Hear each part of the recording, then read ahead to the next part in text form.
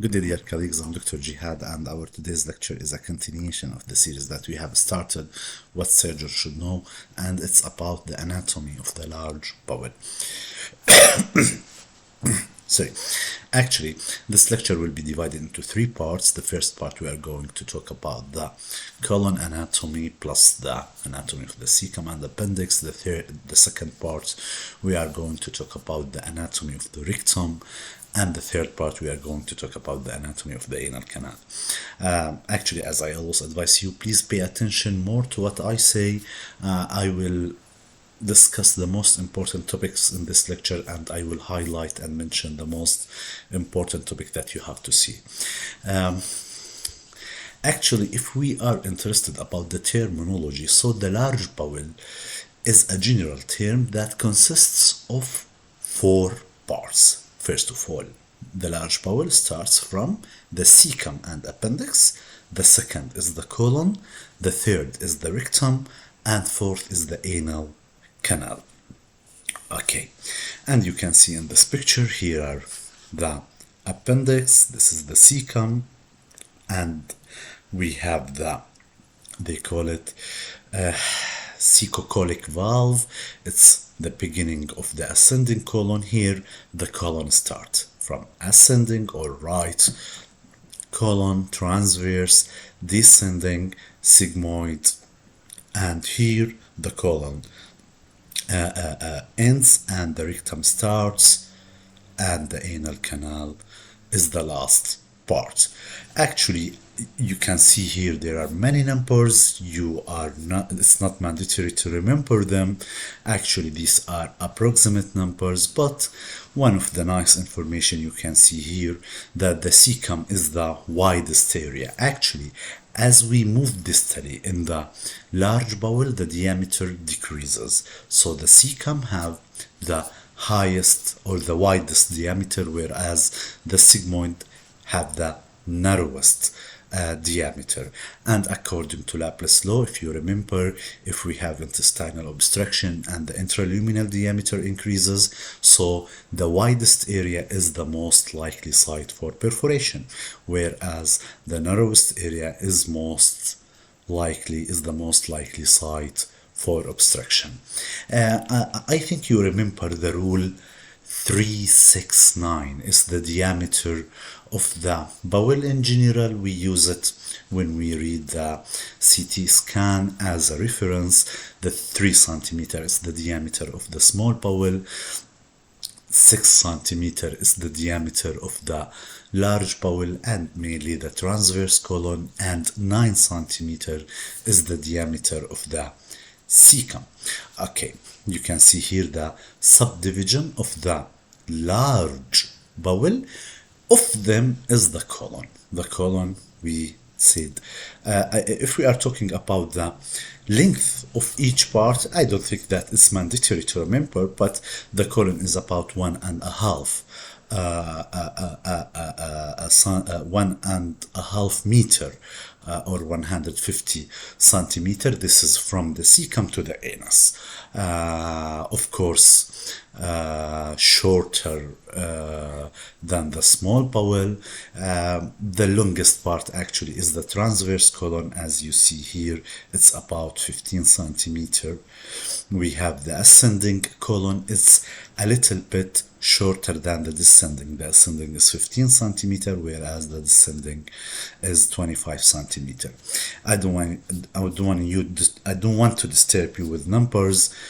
Actually, I think it's nice to remember this rule 369. It's nice to know that the cecum has the widest diameter. Okay, here's the cecum. You can see here it's about 6 centimeter long. This is the appendix. Okay, the third part you can see here is the rectum. It's about 12 to 15 centimeter is easy to remember. And the anal canal, it differs from male and female.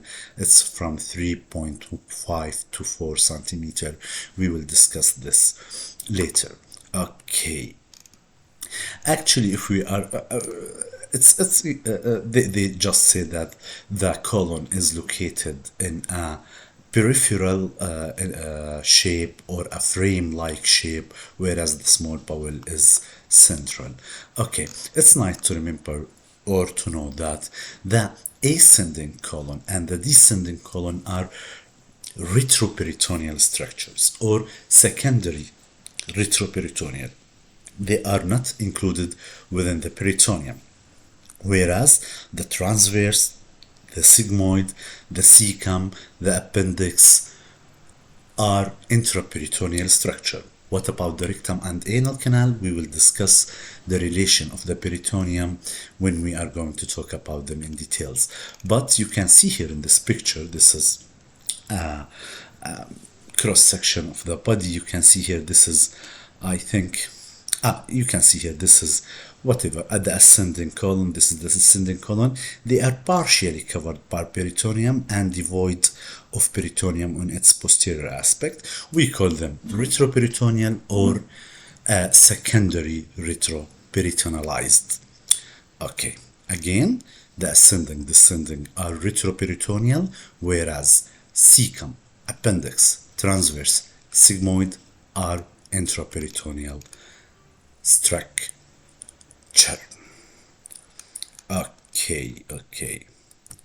Okay, and to understand the gross anatomy of the large bowel, it's nice to compare it with the small bowel. Actually, there are three classic anatomic points of differentiation between the small bowel and the large bowel. First of all, we have in the large bowel that is not present in the small bowel. We have the appendiceus epiplochii, we will discuss it now. We have the tinea coli, and we have the haustra or haustration or sacculation. These are presented in the large bowel, not presented in the small bowel. You can see here in this picture, here we have the appendiceus epiplochii. It's like a fat projection from the serosal layer of the bowel. Actually, they start from the ascending colon. They are not presented in the cecum and not presented at the rectum. They are presented at the cecum, at the ascending colon, transverse, descending, and sigmoid. We have also the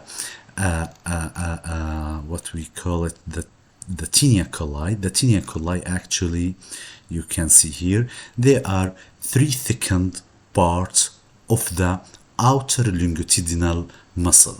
Actually, the large bowel wall is consists of many parts. We will discuss it later, but the muscular layer is inner circular and outer longitudinal. The outer longitudinal is present, but there are three thickened parts. These are what we call it the tinea coli. There are three. The first one is the tinea labria or free tinea. You can see here it's in the anterior anterior surface of the ascending, anterior surface of the descending, and sigmoid, but in the transverse it will become the inferior, on the inferior surface of the transverse. We have the tinea ommentalis. This is lateral, posterior lateral, on the ascending, on the descending, but it is superior on the transverse. Okay, we have the tinea mesocolica. It's medial, more medial and posterior, and this you can see the blue line here. Actually, we have to remember that this tinea is shorter than the large bowel itself, and so when they attach to the large bowel, they cause the sacculation or the haustration that we know, and they are responsible for specific type of motility in the large bowel. We will discuss it later. We said that we have the omental appendices or appendiceus epiplochii. We have the tinea coli, and the last part is the haustration. The haustration is the sacculation. You can see this is the haustration. This is because the tinea coli is shorter than the bowel itself, so it will be in a sacculation like shape. Uh, Due to the circulation, we have the plica circularis on the inner surface of the bowel. This is the plica semicircularis or semilunaris. The circularis will be in the small bowel. This is the tinea labria or the three tinea. This is the tinea aumentalis. This is the tinea mesocolica.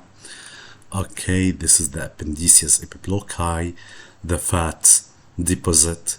They actually presented on the tinea labria and the tinea aumentalis. They doesn't present on tinea near the tinea epiploica and near the tinea labria and tinea aumentalis. They doesn't present in the tinea mesocolica.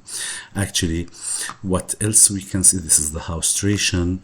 These are the bands, the three bands. Actually, these bands start from the ileocecal valve where they converge and continues along the colon and ends in the rectum.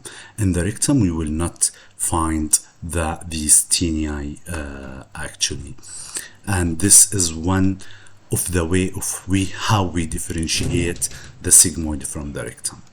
Okay, what else we can tell you? Okay, here is a nice picture. They discuss the differences between the large and the small bowel. Okay, the parts we said that the large bowel is a general term that include the colon, rectum, anal canal, cecum, appendix, duodenum. We know the diameter, of course, the large bowel is wider. We said that it's about, the small bowel is about 3 centimeter. The length, we said that the large bowel is 1.5 meter, whereas the small bowel from 3 to 5 meters. The mobility, actually, the ascending, descending, and rectum are fixed, whereas the transverse, transverse and the cecum and the sigmoid are mobile. The small bowel is mobile. These are the differences between the small and large bowel that we discuss. Appendices epiploci, they are absent in small bowel. Tinea coli are absent in small bowel. Haustration absent in small bowel. We will discuss these differences when we talk about the physiology of the colon. The villi, the mucosal villi, doesn't exist in the large bowel, whereas it is a histological feature of the small bowel. These are finger-like projection, actually. The function, actually, we will discuss this later in the... Just let me highlight an important topics. Okay, we discussed that, the appendices. Okay, here the band are continuous from their origin at the base of the appendix. I think that I said at the beginning of the ileocecal valve, the origin of the tinea is the base of the appendix, and they converge at the rectosigmoid junction. And as we said, this is helpful when we differentiate the sigmoid from the rectum. Okay, rapidly we will discuss each part. Okay, you can see here that the cecum is the first part, as we said, of the large bowel. It have the connection between the small bowel, the terminal ileum, and the cecum, and this will be the ileocecal valve. You can see here the ileocecal valve is like a slit or the fish mouth valve. Okay, and we have here also in its posterior-medial aspect, and here on the inferior-medial aspect we have the orifice of the appendix or the appendiceal valve also here. Its length, it's about 8 centimeter in length, and the diameter, as we said, about 7, 8, 9 centimeter. The diameter is approximately. Okay, we know that the cecum is covered with the peritoneum. We also have to know that the ileocecal valve, they talk about the competency of the ileocecal valve. Is it competent or incompetent? Competency means it prevents reflux of continent from large bowel to small bowel. And actually, this is for surgeon is a big deal, because if we have a competent ileocecal valve, so if we have large obstruction, this will lead to closed loop obstruction, and this make a surgical significance.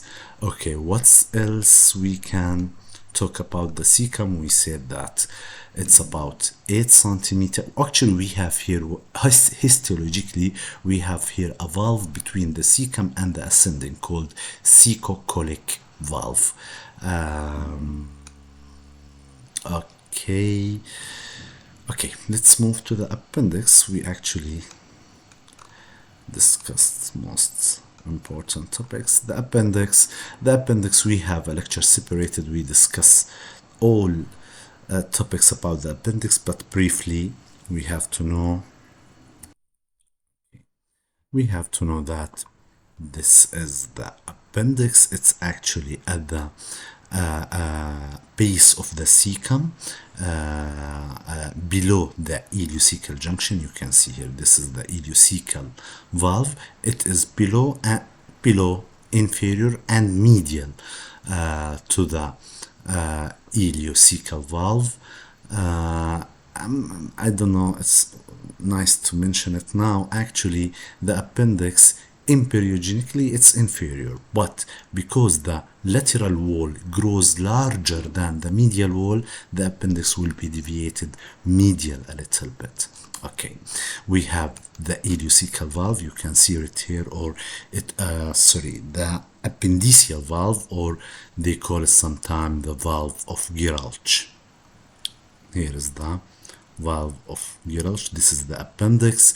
Actually, this is the place where the three tenei converge, and this can help us when we go for appendectomy to find the appendix, as the base of the appendix is fixed in its location. It's where the three tenei converge or meets, whereas the tip of the appendix can be in different locations, such as pelvic, retrocecal, periileal, retroileal, subcecal, subhepatic. Okay, what else we can talk about? The blood supply of the appendix. Actually, it comes from the ileocolic artery. We have a superior division of the ileocolic and inferior division of the ileocolic. The appendiceal artery, you can see here, the appendiceal artery or appendicular artery is a branch of the inferior division of the ileocolic artery, which comes from the superior mesenteric artery. This is an end artery, have no collaterals, so susceptible to ischemia. You can see here the appendix. Okay, this is the mesoappendix, which contain the appendicular artery. If we are talking about the measurement, the appendix is about 2 to 20 centimeter in length. It varies, and the thickness is about 5 millimeters. As we said, it is 3 to 4 centimeter below the ileocecal junction, below, inferior and medial of the ileocecal junction. Okay, the ascending colon. Okay, and the ascending colon, as you see here, it goes sharp up and then it flicks to the left. This is the beginning of the ascending colon, where the cecum terminate and the ascending starts, and we have here the hepatic flexure, and on the opposite side where the descending starts, we have the splenic flexure. You can notice that the splenic flexure is higher up than the hepatic flexure. This is because we have here what we call it the colic ligament. It actually hang the bowel upper than the hepatic flexure. Okay.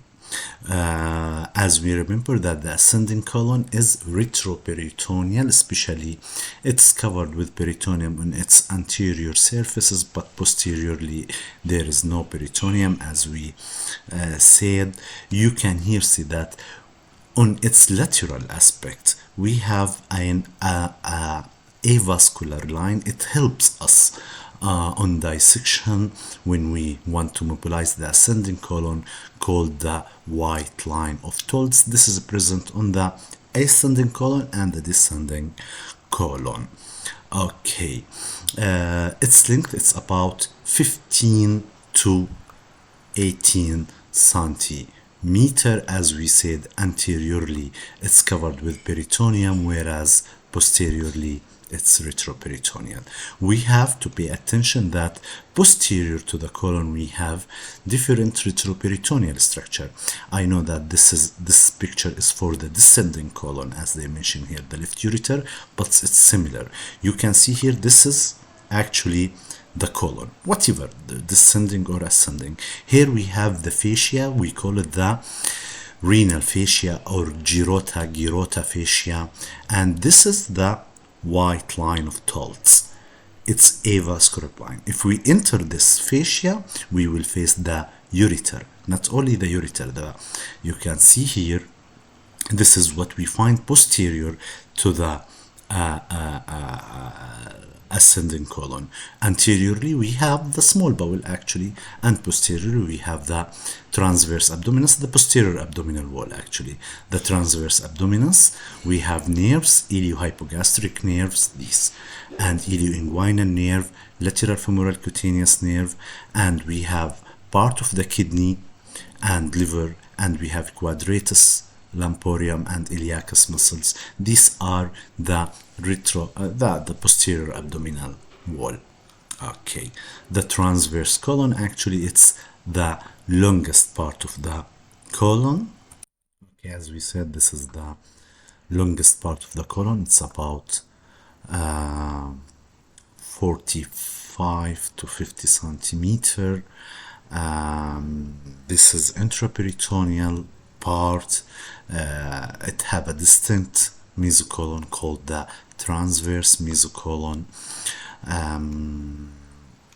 Actually we have the hepatic, it starts from the hepatic flexures to the splenic flexures, which is higher than the hepatic flexures. This is because of the phrenicochoric ligament.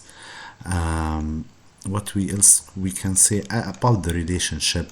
We have anteriorly the greater omentum. You can see it in this picture actually. Here is the greater omentum. It covers the transverse mesocolon anteriorly, or the transverse colon anteriorly.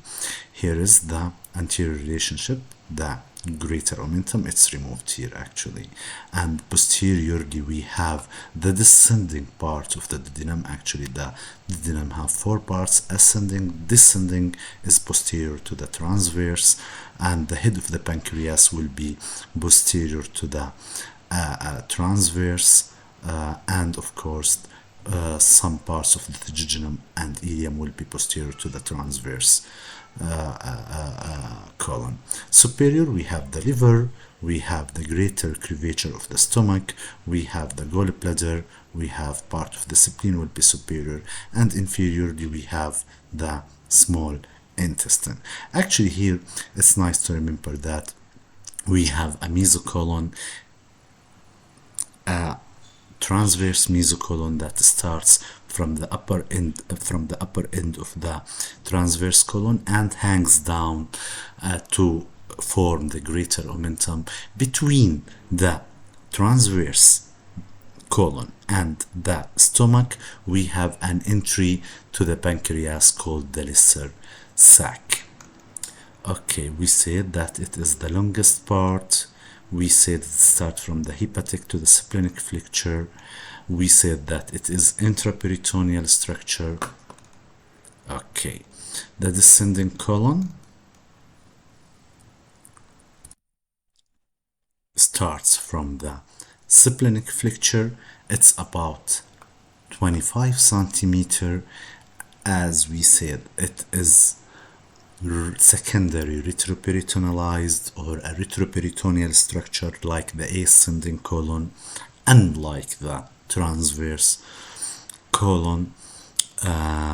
Okay, we said that it has the white line of Toltz that present in ascending colon. These are avascular plan for mobilization of the ascending and descending colon.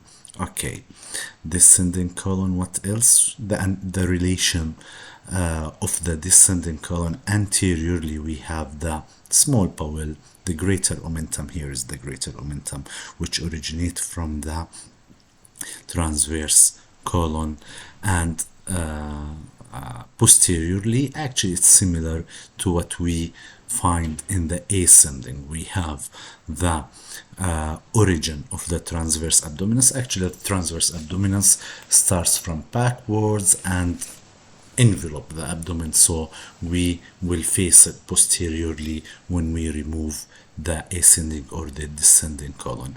The transverse abdominis, we have the quadratus lumporium. This is the quadratus lumporium. We have the iliacus muscle. This is the iliacus muscle. This will be posterior to the ascending. We have the psoas muscle.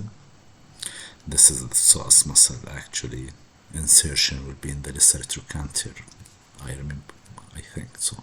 Okay, and we have the nerve, the iliohypogastric and ilioinguinal nerve, and the lateral cutaneous nerve of the thigh. Actually, it's similar to the posterior relationship of the ascending colon. Okay, the sigmoid colon. What we have to add in the sigmoid? Okay, and the sigmoid is the most mobile structure of the colon. You can even face it in the right iliac fossa. It may be extremely mobile. It's generally about 35 to 45 centimeter in length. It's intraperitoneal structure. They said that it has an omega shape or sigma shape sometime. Sigma is like the S. What else? We have here what we call it the intersigmoid fossa. You can see it here. Actually, in this fossa, actually transmit the left ureter and the left gonadal vessels. Okay. The intersigmoidal fossa have a significance that it may be one of the location of internal hernia. You can see here that the small bowel is herniating through the mesentery of the sigmoid, and it's called intersigmoidal hernia. If we are talking about this picture, of course there are many types of this internal hernia, but actually it's herniating the small bowel through the intersigmoidal fossa, a type of internal hernia. Okay. Okay, about the relationship, you can see here anteriorly we are reaching the end of the colon, so the urinary bladder will be anterior in male, whereas the uterus will be anterior in female, the uterus and vagina. Posteriorly we have the rectum, sacrum, external iliac vessel, piriformis muscle, and the sacral plexus will be posterior to the sigmoid. Okay, at the end of the sigmoid and the beginning of the rectum, we have you can see here the recto-sigmoid junction. Many features here exist. Actually, here the confluence of the tinea coli. Distally, we will have no tinea coli, and the absence, as you see, of the appendices epiblochi. Here we have the appendices epiblochi at distal to this is actually the rectum, and this is the sigmoid. And here we have the appendices epiblochi. Here we have what we call it the meso rectum. Okay,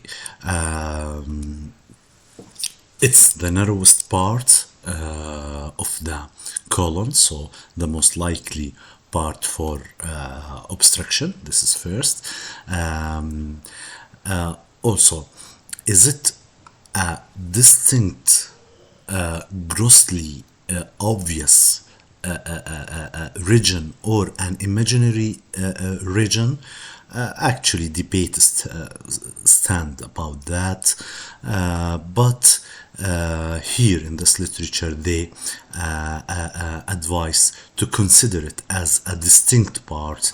Some to explain what I mean, some just says that the rectosigmoid junction is just a 5 centimeter from the sigmoid and just 5 centimeter from the proximal rectum, and some literature says no, it is a distinct independent part that act as a valve called the rectosigmoid sphincter.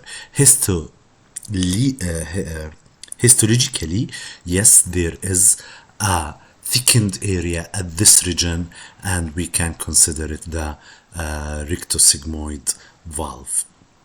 Okay. Here you can see microscopic evaluation of this area revealed thickening of the circular muscle, and so we can consider it as a valve. Okay, and about the blood supply of the colon, actually you can see in this picture that there are neurovascular bundle, there are arteries, veins, nerves. We will discuss this. Actually, the colon receive the blood from two main sources. These are the superior mesenteric artery and the inferior mesenteric artery. In this picture you can see this is the superior mesenteric artery, which originate, it is unpaired from the aorta at the level of L1 transpyloric plane. This is the superior mesenteric artery, and it gives blood supply to the right half of the colon, to the cecum, appendix, ascending, and to the distal, to the transverse, up to 2/3 of the transverse mesocolon. And distally, the 1/3 of the transverse colon, descending the sigmoid and up and the rectum also, the blood supply is from the inferior mesenteric artery, which is at also the third branch of the aorta. The first is the celiac, the second is I think this is the celiac. This is the superior, this is the inferior mesenteric artery at level L3, and gives off branches to what we mentioned. Okay, to just discuss in details, you can see here this is the superior mesenteric artery. These are cut branches that goes to the jejunum and ileum, actually to the left of the superior, the left branches of the superior mesenteric artery to the small bowel, the right branches to the large bowel. The most constant branch of the superior mesenteric artery is the ileocolic artery. This is the ileocolic artery, which gives the upper and lower branch, and the lower branch we said that gives the appendicular artery. We have here, you can see the right colic artery. This is the right colic artery, which gives an ascending and descending branch. This is the most constant. There are a lot of variation in the branches of the superior mesenteric artery, as we will see, but the most constant is the ileocolic artery. The middle colic artery, colic artery, the right colic artery is not constant like the ileocolic artery, and also the middle colic. This is the middle colic artery, which gives a left branch and right branch. Right branch give blood supply to the hepatic flexure, the distal part of the ascending, and the left branch give blood supply to the distal 2/3 of the colon. Actually, the area where the superior mesenteric artery branches, ends, and start the inferior mesenteric artery branch. This is the embryological interface between the hindgut and midgut in the splenic flexure. In this area where the superior mesenteric artery ends and inferior mesenteric artery starts, there is a watershed area. Watershed area means less blood supply to this area called the Griffith area. Griffith area, actually the Griffith area, the clinical significance of this area that it is susceptible to ischemia. When the blood supply decreases, it will be more significant in this area. Actually, these are the splenic flexure and the upper rectum, where the inferior mesenteric artery ends, and so there it's called in the upper rectum called the Zudak area. These are susceptible to ischemia. As we said, it is here, it is the embryologic where the midgut and hindgut meets. Okay, we said that the cecum and the right colon are supplied from the superior mesenteric artery by the ileocholic branch. This is the ileocholic branch. The right colic branch, we said this is the right colic branch, is less constant, and when it's present, it can, the middle colic, the right colic, this one, can arise from directly from the superior mesenteric, can arise from the ileocholic, can be absent, and can arise from the middle colic artery. Okay. We said the transverse colon is supplied by middle colic artery, which branch early into right and left. The transverse colon is supplied by the middle colic. It goes to the right, left, and right branches. Okay. The left colon is from the inferior mesenteric artery. This is the inferior mesenteric artery. You can see here we have the left colic artery, which have two branches. The ascending branch, this is the ascending branch of the left colic, this is the descending branch of the left colic, and the sigmoidal artery. These are the sigmoidal artery, they are multiple. And the last branch of the inferior mesenteric artery is the superior rectal. This is the superior rectal artery. When the inferior mesenteric artery cross over the common iliac artery, it is called the superior rectal artery, and actually it bifurcates in 80% to right and left.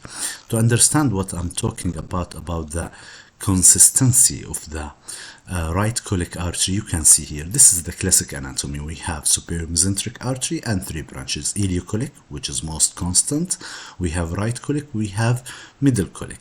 But sometimes the right colic arises from the middle colic. The right colic can arise from the ileocholic, and sometimes it can be absent. Okay, you can see here also in this picture we have what we call it the accessory middle colic artery. You can see here, this is the superior mesenteric artery. It gives the ileocholic artery, the right colic, the middle colic. Here is another accessory artery called the accessory middle colic artery. Actually, it supplies the distal transverse colon. Okay. What else we can see here? Let's see what's written about the superior mesenteric artery. Okay, let's just have a look here. Sorry. This is the superior mesenteric artery. We said to the left we have the jejunal and iliac branch. To the right we have the ileocholic, the right colic, and middle colic branch. You can see here that it crosses over the renal vein, the left renal vein, as the left renal vein should be cross under the inferior mesenteric artery to reach the IVC, from here to the IVC. Okay, what else I have to mention about the superior mesenteric artery? Posterior to the superior mesenteric artery, we have the duodenum. Which part? It is the third part, the transverse. We have ascending, descending. This is the transverse. So this is the superior mesenteric artery. If we look from here, you can see that this is the duodenum, the third part or the transverse part of the duodenum. And sometime, if this angle became more sharper than usual, it can compress the duodenum and causes specific syndrome. You can see here that we have the renal vein. I hope that I'm recording. Let's check that I'm recording or not. Yeah. Okay, let's we have the left renal vein that should cross transversely to reach the IVC. You can see that the IVC is to the right of the aorta. It's over here. Okay, we have the pancreas. The pancreas is the pancreas posterior to the superior mesenteric artery. It's the uncate process. Actually, it engulfs the superior mesenteric artery. Here, the superior mesenteric artery, we cut the neck and the head and the uncanate process of the pancreas, but actually the neck is anterior to the superior mesenteric artery, where the uncanate process is posterior. So what we have is, this is the mesenteric fat. When some people get lose weight, it can disappear and can causes superior mesenteric artery syndrome. Okay, we have the renal vein, we have the duodenum when it's compressed. Okay, what we have else? Here you can see the branches. This is the ileocolic. We said that it have an ascending. This is the ascending ileocolic. This is the descending. We have the right colic, ascending, descending. We have the middle colic. It have left and right branches. What else we can add to the actually? Okay. Let's see what information is written about the superior mesenteric artery. We said it is the second part. The first part is the celiac trunk. It is at level L1. It arises. What's anterior to the SMA? It's the pylorus of the stomach. This is actually the what called the transpyloric plan. The pylorus of the stomach, the mesenteric artery, and etc. The splenic vein is anterior, whereas the left renal vein is posterior. Let's see here. You can see this is the splenic vein is anterior to the SMA, whereas the left renal vein is posterior. I will show it to you in a CT scan. And the neck of the pancreas is anterior, whereas the uncanate process of the pancreas and the third part of the duodenum is posterior, and also the left renal vein. Okay, what else we can add? We said the most constant branch is the ileocolic branch. The right colic artery is absent in up to 20%, which is a significant. Okay, let's see. Let's check. Okay, what else we have? Another information here. Up to 33%, the left branch of the middle colic artery can be the only supply for the splenic fracture. We said we have some variation, the accessory middle colic artery. I show you too. This is the accessory middle colic artery. Okay, you can see here in this picture, actually just I mentioned this picture to show you the left renal vein. This is the superior mesenteric artery. Do not pay attention to the true and false lumen. I think this, just I bring this picture to show you that how the left renal vein passes posterior to the superior mesenteric artery. This is the superior mesenteric artery.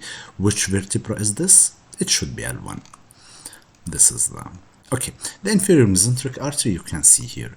Actually, we have the inferior mesenteric artery at L3. We have the left colic artery with its ascending, descending branches. the ascending branch to the distal third of the transverse mesocolon. Here and the proximal will be the superior branches of the superior mesenteric artery, the left branch of middle colic. Okay, you can see here the sigmoidal artery, they are multiples, and you have the superior rectal artery. Actually, when the inferior mesenteric artery cross over the common iliac artery, it becomes the superior iliac artery, and sometimes it bifurcates, sometimes it doesn't bifurcate. You can see in this picture, this is the celiac trunk, this is the superior mesenteric artery, this is the inferior superior mesenteric artery, this is the inferior mesenteric artery. Okay, what's written about the inferior mesenteric artery is the third branch. It's originating 3 to 4 centimeter above the bifurcation. Actually, this is the bifurcation of the aorta. It's 3 to 4 centimeter above the bifurcation at the level of 3L3. Okay, we said its branches, it's the left colic artery and the sigmoidal branches and the superior rectal, and sometimes they call it the superior hemorrhoidal artery. As it cross over the left common iliac artery. Okay, the superior hemorrhoidal. Okay, the superior rectal artery, it bifurcates in 80%. It may continue as a single branch. Okay, this is the classic main blood supply to the rectum. Another system is the marginal artery that supply the bowel. And these are actually 3 or 4 systems, and called the marginal artery. Okay, I want to show it to you here. This is a nice picture, I love it. We have marginal arteries that actually it's a connection between the superior and inferior mesenteric artery in certain places, and so have many clinical significance. For example, if they are absent, so that area is susceptible to ischemia. For example, these collaterals are more likely to be absent in the splenic flexure. So this, in case of relative low flow, this will be susceptible to ischemia, and also in the upper rectum. And we have actually 3 lines of marginal arteries. The first arches is the Drummond. I hope that the pronouncement is correct. The Drummond artery. Let's check that. The artery of Drummond. This is the most, to make it simple to you, this is the most distal, or the closest to the bowel is the Drummond arch. Between or more distal or far away a little bit from the bowel is what we call it the arch of Rayulan.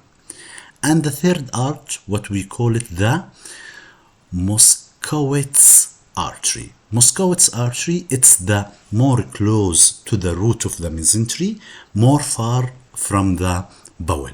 So we have 3 lines of marginal arteries. You can see it in this picture. This is the Drummond, closer to the bowel, a little bit far, or the second line is the Rayulan artery or arch of Rayulan, and here is the Moskowitz arch or artery of Moskowitz. Okay, to give you or to deliver to you a classic anatomy or a classic teaching anatomy about from where does this artery originate to where, actually there is a lot of variation. What I mean, for example, if we said that the arch of Rayulan is arising from the proximal inferior mesenteric artery, as in this picture, and to the proximal part of the superior mesenteric artery, but there are lots of variation. It can arise from branches of the left colic artery. It can insert to the middle colic artery. So, to understand, it can arise, any of these arteries can arise from the inferior mesenteric artery and anastomosis to the superior mesenteric artery or its branches. It doesn't matter. The matter is its arrangement according to the bowel. You can see the most closest to the bowel is the artery of Drummond, then the Raylan arch, then the Muskowitz artery. Okay, do you get it? You can see here, for example, this picture. Here we have the marginal artery or meandering marginal artery. This is the arch of Raylan, whereas here in this picture, here you can see the absence of marginal artery in the splenic flexure.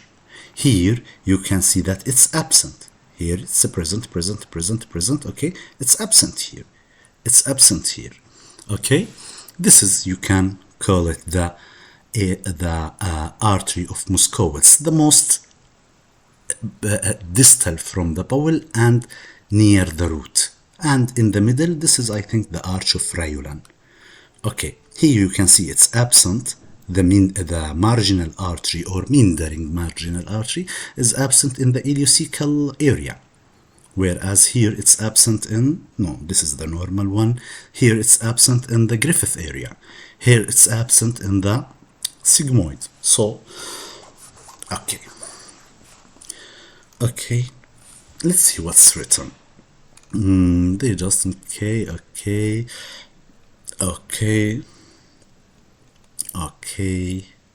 okay, we said that the most susceptible area are the splenic flexure and called the Zodak. This is the Zodak area. The Griffith point, and the rectosigmoid junction, which is called the Zodak's area. These are the more likely these branches to be absent. Okay, I hope you get it. About the venous drainage of the colon. Venous drainage, actually these are from the superior mesenteric vein and inferior mesenteric vein. Actually, if you take a look to this picture, you can see here this is the superior mesenteric vein, which is to the right of the superior mesenteric artery. Let's see what I mean. You can see here, this is the superior mesenteric vein. This one should be the superior mesenteric vein. This one, it's to the right. Actually, the IVC is to the right of the aorta, and the superior mesenteric vein is to the right from the comparing it to the superior mesenteric artery. This one is the superior mesenteric vein. This is the superior mesenteric artery. Let's move a little bit. Actually, this is the superior mesenteric vein. Actually, you can see here it carries branch from the veins actually follows the artery, the right colic vein, the middle colic vein, the ileocolic vein. Actually, this is the superior mesenteric vein. It ascends up and it meets with the splenic vein. This is the splenic vein. It's come from the spleen. The convergence of the splenic vein plus the superior mesenteric vein will be the portal vein, which goes to the liver. This is the drainage of the right side. The drainage of the left side, similar. They are similar to the arteries. We have the left colic vein, the sigmoidal vein, superior rectal vein. The superior rectal vein, actually it ascends and it enters the splenic vein. Actually, the splenic vein, it enters the splenic vein, and they all go to the portal system. Okay, what I can add? Superior rectal vein is the last branch of the inferior mesenteric vein. The inferior mesenteric vein is noticed well at the, you can see here, inferior mesenteric vein at the lower border of the transverse and the lower border of the pancreas. It's a nice place for dissection. You go posterior to the inferior mesenteric vein, and you do, if you are going to do medial to lateral dissection, such as in laparoscopic hemicolectomy. You can see here, this is a nice picture also. This is should be the superior mesenteric vein. We said it's to the right of the superior mesenteric artery. This is the superior mesenteric vein. This is the inferior mesenteric vein. It's enter the splenic vein, and they all become the portal vein over here when it enter the liver. Okay. These are just a picture showing the superior mesenteric vein, superior mesenteric artery. Okay, here you can see the superior mesenteric artery posterior to it. This should be the left renal vein. Okay, the duodenum also should be here on another level. Okay, posterior to it. You can see here the splenic vein. Okay, where is it? The splenic vein, here it is. The splenic vein, which become the portal vein when the superior mesenteric vein enters. Okay, this is a nice picture also showing the superior mesenteric vein. This is the superior mesenteric artery. Actually, this is the lymphatic drainage of the colon. Let's move to this is the venous drainage of the colon. Let's move to the lymphatic drainage of the colon. It's easy and tidy to discuss. Okay. And the lymphatic drainage of the colon, actually there are four systems that drain the colon.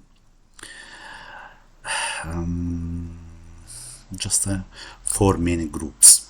There are four main groups that drain the colon. You can see here in this picture, we have the first group, which is adjacent to the bowel, on the epiplochii of the bowel, and called the epiploic node. These are here actually, this one. The second group is more proximal to the root, far from the colon, and called the paracolic or precolic node. Here are they. Actually, these nodes are along the marginal arteries. If you remember, we said we have marginal arteries. These are the paracolic. So this is one.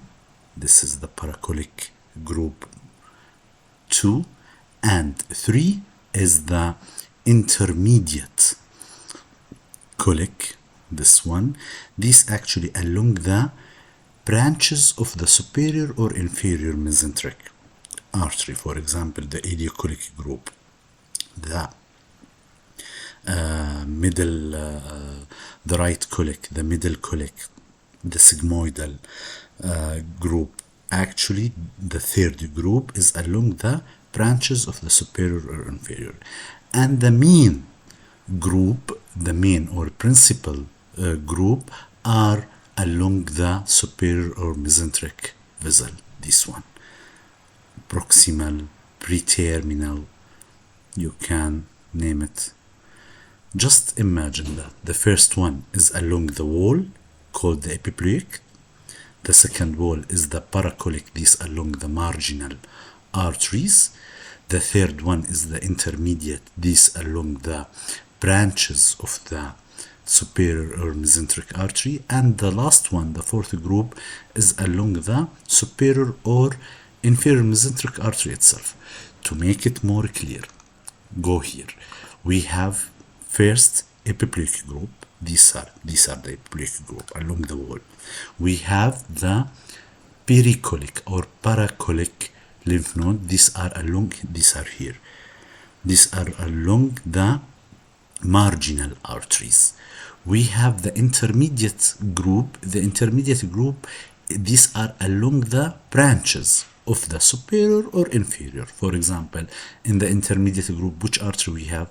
The ileocolic. So we have lymph node along the ileocolic, we have lymph node along the right colic, we have lymph node along the middle colic, the left colic, the sigmoidal, and the last one is the superior or inferior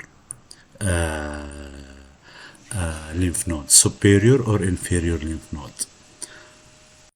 So the last group is the one along the inferior mesenteric artery root, and we call it the main principle, and the inferior and superior.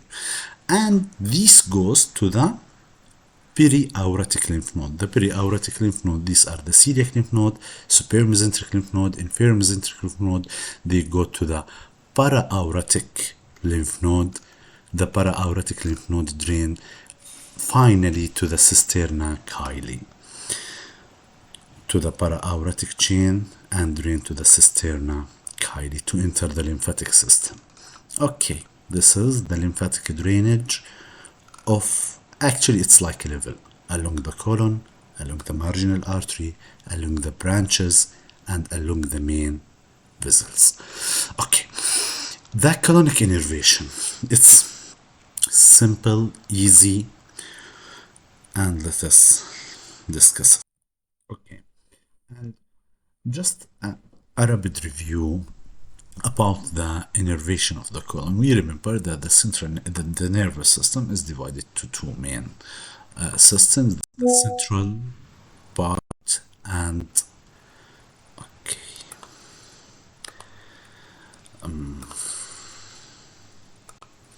this is the central part and the peripheral. The central nervous system and the peripheral nervous system. The peripheral nervous system is divided to the somatic and autonomic nervous system. The somatic nervous system, this is actually the voluntary control, and the autonomic, the involuntary control. Actually, the colon is autonomic, involuntary control, and the autonomic nervous system is divided to two main system. These are the sympathetic, and you remember that we call it fight or flight, and the parasympathetic, this is rest and digest. Another third subdivision of the autonomic nervous system is the enteric, which is a specific unique innervation of the bowel. We will discuss it in the next few seconds. So we have an autonomic innervation of the colon. These are sympathetic, which inhibit the general inhibitor of the colon, of the GI motion, of the GI function, whereas parasympathetic, it's activation of the colon function. And we have the third part, the enteric. Another classifications, I don't want to disturb you, they just describe the innervation of the colon as extrinsic, which is the sympathetic and parasympathetic, and intrinsic, which is the enteric nervous, enteric from bowel, enteric nervous system. What does this mean? Okay, let's move a little bit here. You can see here the colon, it's wisdom again, it's nice again to divide it to right and left, to right and left. And here we have sympathetic innervation and parasympathetic innervation. To right differs a little bit from the innervation to the left. Just to remember you that parasympathetic give you an excitatory, which means that the bowel motion will increase, whereas sympathetic, it inhibits the motor function of the colon. Here you can see, actually this is the colon divided by two parts. These are the embryological right colon up to the 2/3 of the transverse. These are supplied from the right colon, are supplied sympathetically from branches from L1, L2, and L3. You can see here the sympathetic innervation to the left half from L1, L2, L3. These are actually from the superior mesenteric ganglion and go to the sympathetic innervation to the right colon, whereas the parasympathetic innervation comes from the vagus nerve to the right colon. So we have the superior mesenteric ganglion, which supplies sympathetic innervation to the right colon from L1, L2, L3, and the vagus nerve to the right colon parasympathetically, whereas the left colon is supplied parasympathetically from branches from S2, S3, and S4 here. The parasympathetic innervation of the left colon is from S2, S3, and S4. You can hear these are the pelvic splanchnic plexus, the parasympathetic innervation. And the sympathetic innervation to the left colon is from the pelvic ganglion. You can see here they give branches to the left colon. Is it clear? Again, we have right left colon, we have sympathetic parasympathetic, right colon. This is parasympathetic from the vagus nerve, sympathetic from the superior mesenteric ganglion, L1, L2, L3, and the left colon is from sympathetically from the pelvic ganglion and parasympathetic from the pelvic splanchnic plexus, which is S2, S3, S4. What we already talked about, this is the extrinsic nervous system. The intrinsic or the enteric nervous system is what is a nerve within the bowel wall that gives its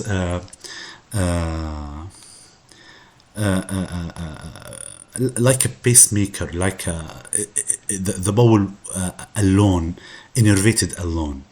And these are two main systems. These are the Meissner or submucosal plexus and Auerbach or the mesenteric plexus. The more important is the Auerbach plexus. If you imagine that we are now talking about the enteric system. We finished the sympathetic and parasympathetic. We are talking about the enteric nervous system. We said two systems. We have two groups, two plexus. The Auerbach or the mesenteric plexus, these are within the muscular layer of the wall. You remember that, or we will talk in the next lecture in the physiology, that we have circular and longitudinal layer within the muscularis propria. Between this layer, we have the Auerbach plexus, which is responsible for the motion or the contraction of the smooth muscles, and we have the Meissner plexus, which is located as you see, in the submucosal layer. This is actually responsible for ion absorption. So we have two systems, the Meissner system, the Auerbach system. They work autonomically, separately from the nervous system. Okay, what else we can add? You can see here, this is the bowel wall. This is actually the longitudinal muscle. This is the circular muscle. Between them should be the mesenteric or Auerbach plexus. Actually, here there are many efferent communicating between them, neurons, and there are multiple mediators. We will discuss them in the physiology. And here you can see the submucosa. This is the submucosal plexus, or what we call it, the Meissner plexus. Another picture just showing the same what we said. This is actually the longitudinal muscle. This is the circular muscle, and between them is the mesenteric plexus or Auerbach plexus. This is the submucosal plexus, which is near the lumen of the bowel. Its significance, you can remember, it appears, for example, in patients with Hirschsprung disease, where these two ganglions are absent, and so constipation can occur. Okay, about the mediator of these plexus, we will discuss it in the physiology lecture. These are acetylcholine, nitric oxide, intestinal peptide, vasoactive intestinal peptide, and etc. Okay, we discuss the colonic innervation, venous drainage, lymphatic drainage, supply, gross anatomy, and now we finished our first part of this lecture. We goes to the second part of this lecture, and it's the rectal anatomy. Okay. About the rectum, actually, it has three parts: the upper, middle, and lower rectum. These are important when considering surgical treatment of rectal cancer. From the anal verge, the lower rectum is up to 7 centimeter. The mid rectum is from 7 centimeter to 12 centimeter, and the upper rectum is from 12 centimeter to 15 centimeter. This is the 15 centimeter is where the rectosigmoid junction present. Okay, actually, it's difficult to know or identify where exactly the rectum began, but this can help us that actually in the rectum there is no haustration, which are present in the sigmoid, no tinea coli, and no appendiceous epiplochii. They are absent. In the rectum there is the two muscles, the inner circular and the outer longitudinal muscle. We will talk about them more in detail when we talk about the histology. Okay.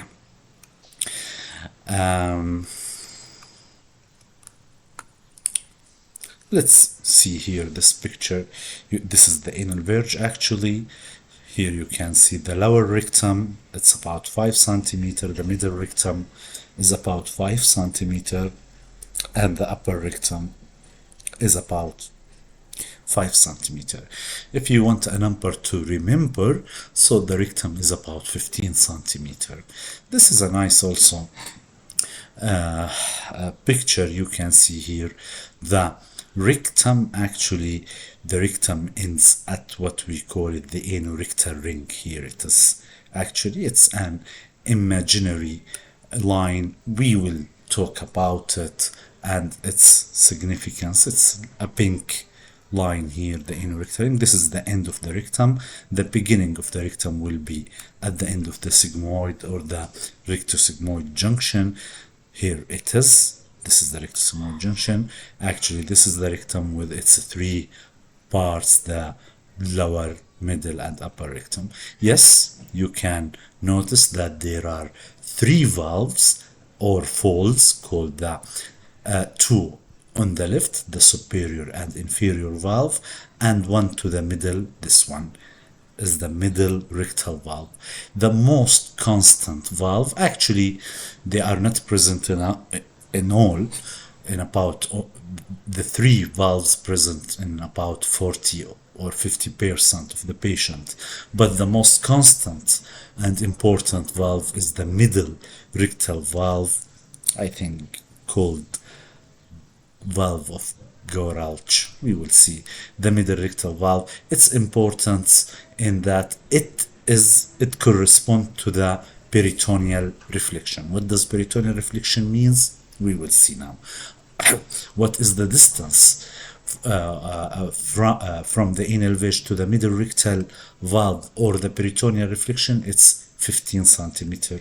No, sorry, it's 9 centimeter. We will see this. So we have to remember that we have superior rectal valve or fold, middle rectal, and inferior rectal. Its function is not clear. In the past, they think that they help in maintaining continence, but this is debatable a little bit. We will talk about the anatomy of the anus or the anal canal in the last part of this lecture, so just here remember the valves and the divisions. Okay, this is what we talk about, the peritoneal reflection. Here it is. This is actually the peritoneum. This is the peritoneal lining. Okay, hop. Here, this angle, this is the peritoneal reflection. It can be up here or lower. It's not fixed in its place. This depends on the weight. This depends on the body mass index. I mean, this depends on the presence of any lesion, hypertrophy of the prostate, rectocele, prolapse of the rectum. These all can vary the location of the anterior peritoneal reflection. Why it's important? It's important for the proctologists in certain surgeries, especially transanal surgeries. About is the rectum covered with peritoneum? You can see in this picture that the upper part of the rectum is covered with peritoneum. You can see here the orange lining. This is the peritoneum. So the upper part is covered with peritoneum. The middle part is covered only posteriorly, and the last part is not covered with the peritoneum. So the upper part is covered, the lower part is not covered, and the middle part is covered only posteriorly. This is the posterior peritoneal reflection. So you can see here that peritoneum can cover the upper rectum at all. Okay. What else we said? That the anterior peritoneal reflection, which I said that it's 15 centimeter from the anal verge, it's not correct. It is about 9 centimeter from the anal verge in female, and about 10 centimeter the distance from the anal verge to the peritoneal reflection here, which correspond to the middle rectal valve. It's 9 to 10 centimeter, depends on whether female or male. Okay, this picture we will discuss it later. Just in this picture, they just want you to know what structures you have to know. This is the mesorectum, which we will talk about it in the next few seconds. Let us just see what we forget to talk about in the rectal valve. They call the valves of Houston or Geralch valve. Geralch valve is the middle rectal. This one. This is the middle rectal valve. It's the most constant one, and it corresponds to the peritoneal reflection, which is over here. It's the same. Okay, let's move a little bit down. Houston, okay, nothing here. We said that in the past they think that this valve play a role in the continence, but this is not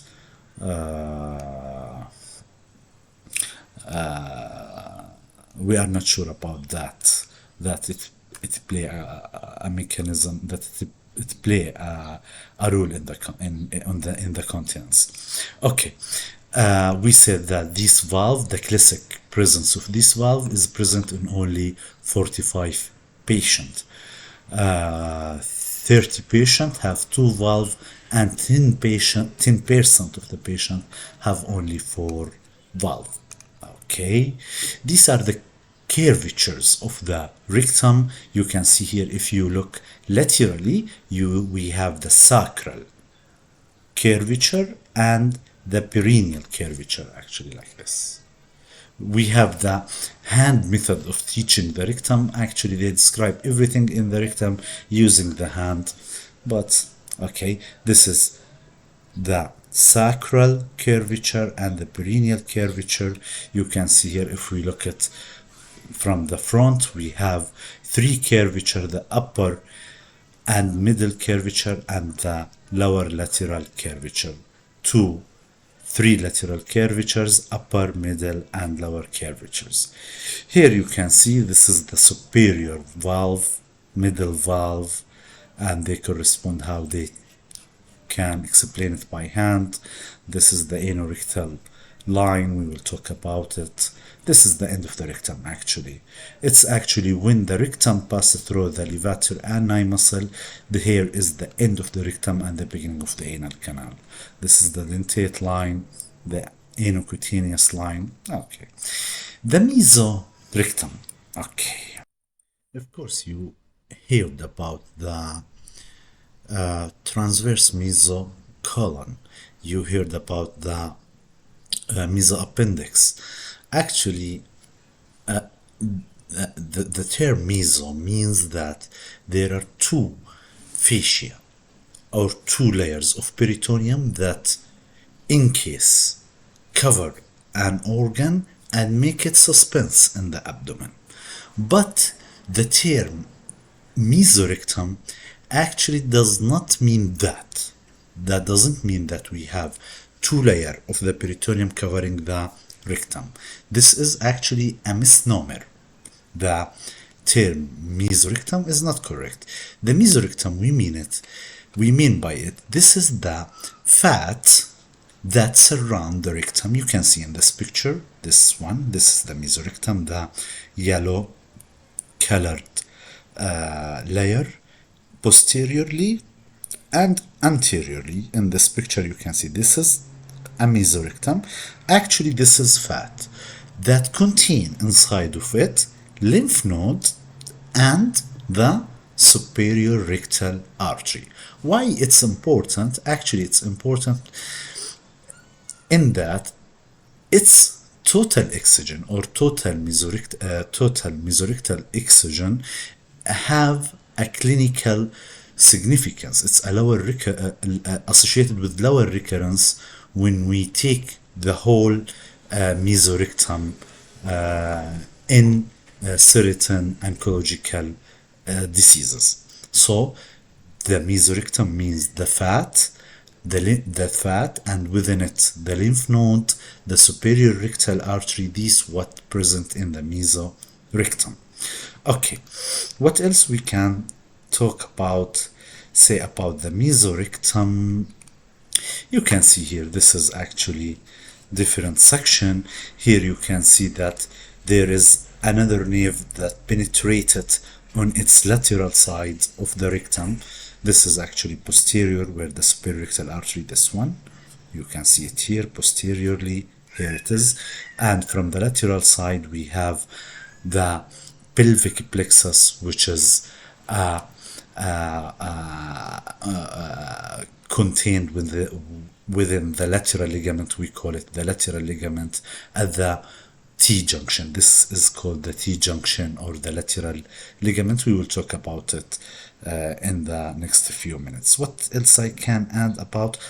You can see that the mesorectum is wide posteriorly and narrow anteriorly, and even in certain patients such as these with low body mass index, it can be hard to identify it anteriorly, or in cases where lesions in the anterior part of the rectum present, it will be hard to notice the mesorectum. Okay, here is a nice picture also. This is actually the rectum.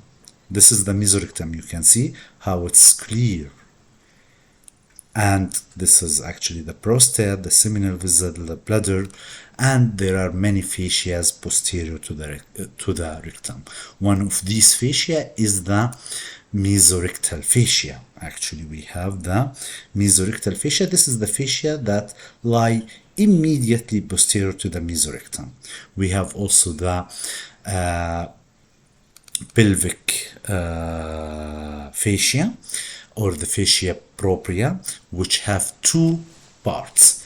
I know that it's a little bit difficult, but you will understand at the end of my talk. You will understand what I'm talking about. Actually, we have the mesorectum. Immediately posterior to it, we have the mesorectal fascia, and a little bit posterior, we have the fascia propria. This is the fascia propria that envelop all the mesorectum. Actually, this fascia propria or the pelvic fascia are divided to two parts. They have two laminae, the parietal laminae and the visceral laminae. You can see here, this is the mesorectum. They actually remove it. What lie immediately posterior to the mesorectum, the mesorectal space or the retrorectal space. This is the parietal pelvic fascia, and this posterior to the pelvic fascia or fascia propria is another fascia called the presacral fascia. Is this important to remember? For a colorectal surgeon, yes, because where I'm going to do my dissection, where I will remove the rectum, where I have to separate the rectum. This is extremely important because we will see that in certain planes there is a nerve that if damage occur, there will be a problem. About the presacral fascia, this is the presacral fascia. It's immediately posterior to the parietal pelvic fascia. Okay, let's see another picture. Here, presacral fascia, we talked about it. Here it is. Okay.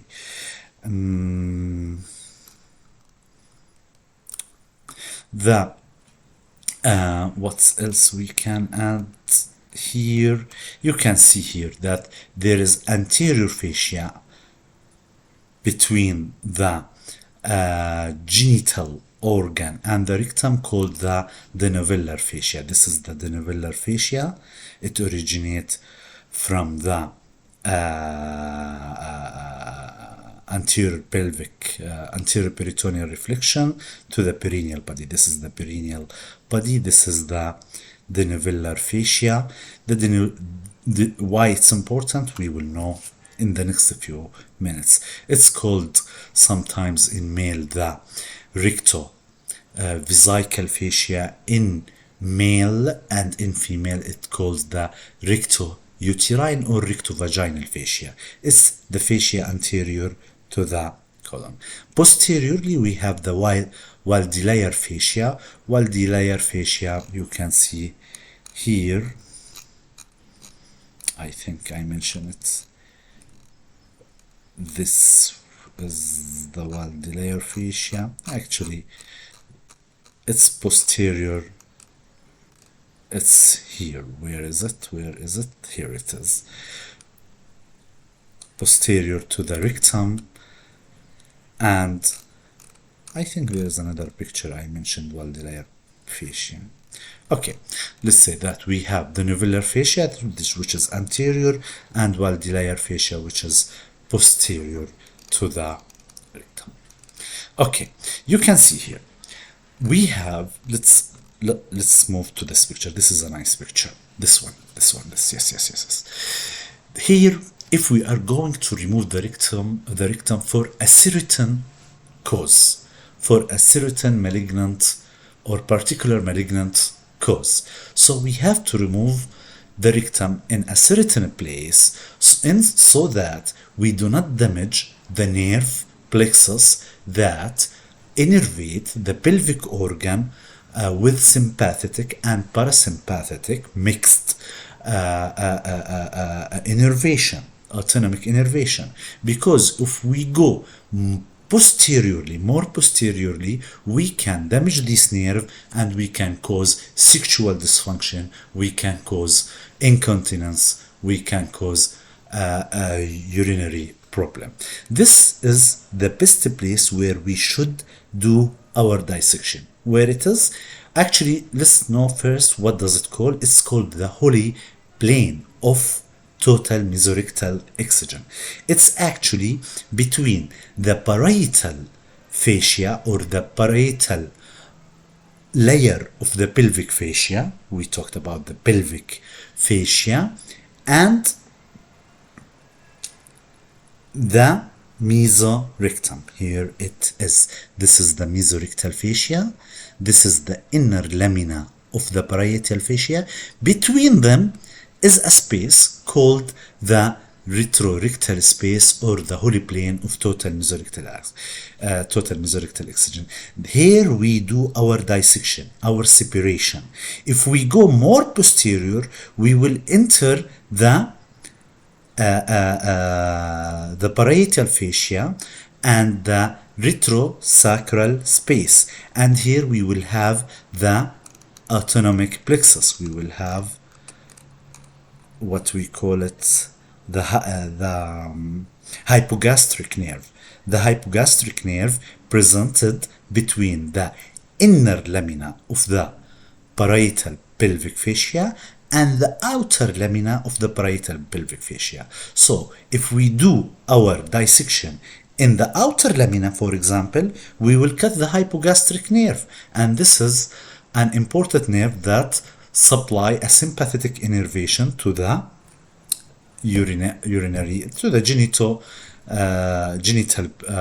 organ and pelvic organ, and incontinence will happen, sexual dysfunction will happen, and urinary problem will happen. So our dissection should be more anterior to this plan. Which plan? Which we talk about it, between the inner lamina of the parietal fascia and the mesorectum, the gray line and the black line. Actually, these are not actual space. They become space when we do dissection.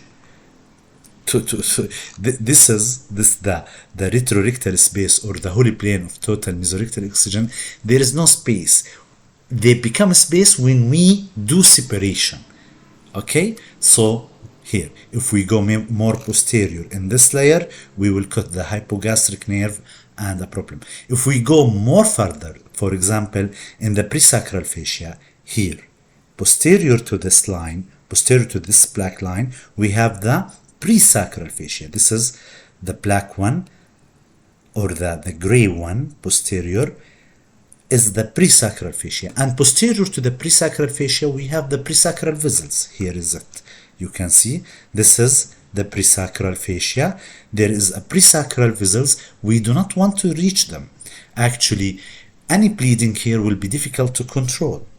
Our dissection should be here in the holy plane of total mesorectal excision, between the mesorectal fascia and the inner lamina of parietal fascia. Okay, between the outer lamina, okay, between the inner lamina of the parietal fascia and outer lamina of the parietal fascia is the hypogastric nerve. We do not want to reach this plane. Okay, and more posterior in the presacral fascia, we have the presacral vessels. We do not want to reach them also. Okay, here you can see the green line is the line between the mesorectal fascia and the inner lamina of parietal pelvic fascia. This is where we should do our dissection.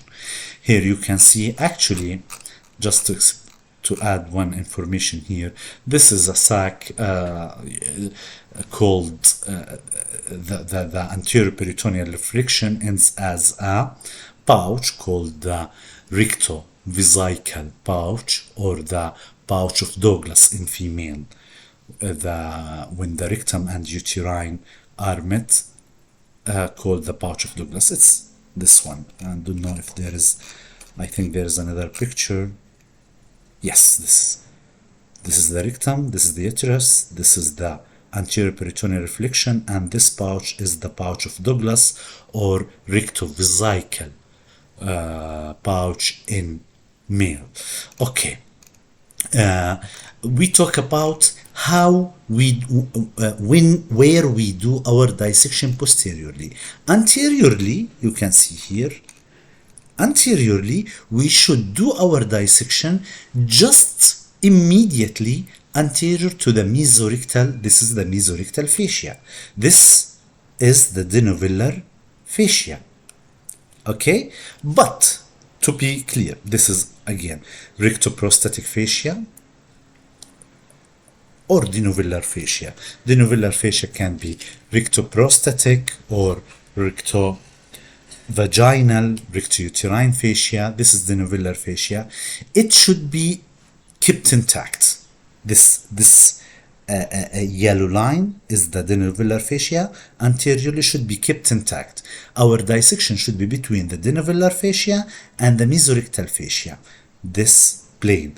But in some cases, especially in cases where is a malignant lesion in the anterior wall of the colon or of the rectum, or in some cases with rectal prolapse, it will be difficult to separate them. So we can remove even the novellar fascia, or what we call it, the rectoprostatic fascia, or recto-vaginal fascia, recto-uterine fascia. These are the same, the anterior fascia. Okay, what I can else add, we say where is, I just mentioned the dissection plane because it guides us how important to know the fascia that covers the rectum. If I just explain what fascia I have, it will be a little bit boring. But why these fascia are important? Because if I go more further in my dissection, I will cut certain nerves that will cause certain problems. Okay, what else I can add here? So again, we have the rectum, we have the mesorectum, within it the superior rectal artery, within it the lymph node. My dissection should be between the mesorectal fascia and we have the parietal pelvic fascia, inner lamina, outer lamina, between the inner lamina and the mesorectal fascia. This is my posterior dissection plane. Anteriorly, between the mesorectal fascia and the novellar fascia. But sometime we can move the denovellar fascia. This is anterior and posterior. Okay, and lateral wall of the rectum have a unique characteristic in that it have what we call it the lateral ligament. Here is the lateral wall of the pelvis. It is actually a place where the hypogastric nerve, this one, we said that we have the hypogastric nerve. Here it is, between the two inner, between the inner and outer lamina of parietal fascia present. The hypogastric nerve and the pelvic nerve meets. The sympathetic hypogastric and parasympathetic, the pelvic plexus, meet, and so they will form a plexus, the pelvic plexus, at the wall of the rectum at a point called the paraproctodium, or the lateral ligament, or the T junction. And this place, where should I cut laterally? Not near the mesorectum and not near the lateral ligament, in the middle. The cut should occur in the middle. Not I don't want to cut through the mesorectum itself, and I don't want to cause cut to the nerve. So in the middle my cut should be. I don't know if I have a picture here about the this picture. Actually, this is the lateral wall of the rectum. We have within it the lateral ligament. Here is it, the lateral ligament at the lateral wall of the rectum. This is the rectum, this is the lateral ligament. Within it is the middle rectal artery. The cut should be in the middle, not near the mesorectum and not near the nerve, not near the pelvic plexus, in the middle. So we discuss where our dissection should be posteriorly, where my dissection should be anteriorly, and where it should be in the lateral. Why I didn't focus on the lateral ligament? Because many literatures says that it even does not exist. It's just in our imagination, because it's absent sometime, and the cut through it commonly doesn't cause any bleeding. But we have to know that laterally we have the lateral ligament. It's a rhomboid shape, you can see here. Within it crosses the nerves and the middle rectal artery. We should cut in the middle of it. We have to be far from the mesorectum and far from the pelvic plexus. Okay. Actually, we discuss what does total mesorectal excision, or how does total mesorectal excision should be. How it should be anteriorly, how it should be posteriorly, where it should be posteriorly, and where it should be laterally when we talk about the lateral ligament. Okay, rectal blood supply.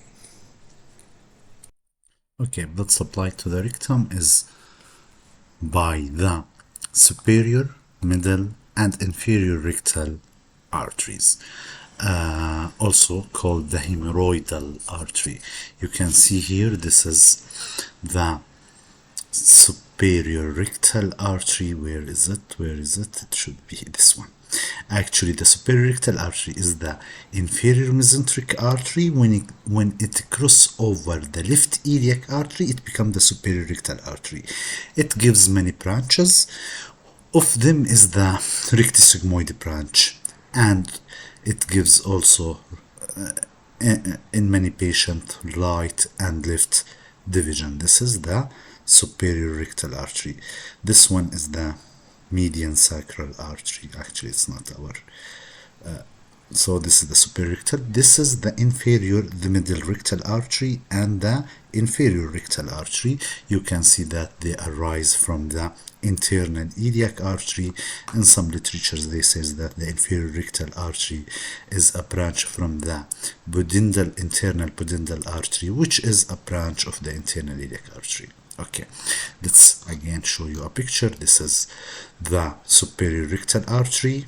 It should be over from here, over the left. This is the superior rectal artery. This is the middle rectal artery. The superior rectal artery, you remember that it is within the mesorectum. The middle rectal artery is within the lateral ligament of the rectum. Here it is. And this is the internal pudendal artery. Of it gives the inferior rectal artery. The inferior rectal artery is a unique in that it is extra pelvic, and it is the only rectal artery that is located below the levator ani muscle, and at the level it gives branches at the external anal sphincter. Let's see what's written here. Superior rectal artery, we say that it is a continuation of the inferior mesenteric artery after it crosses over the left iliac artery. Okay, in 80% it gives a branch to the right and left. Okay, we said that some of these branches are the rectosigmoid branch. Middle rectal artery, actually it's not that constant, it can be absent in many cases. Okay, we said that it is within the lateral ligament of the rectum, the inferior rectal artery. Okay, we just discussed it. The inferior rectal artery is actually cross or originate in the pudendal canal and travel to the external anal sphincter. Okay, venous drainage, actually again from upper, middle, and superior, middle, and inferior rectal artery. This is the middle and inferior rectal artery, which drains to the internal iliac artery, and then they goes to the right common iliac vein, which goes to the IVC, and this is the systemic circulation, whereas the superior rectal vein is a branch or goes to the inferior mesenteric vein, which then goes to the portal vein. So we have two venous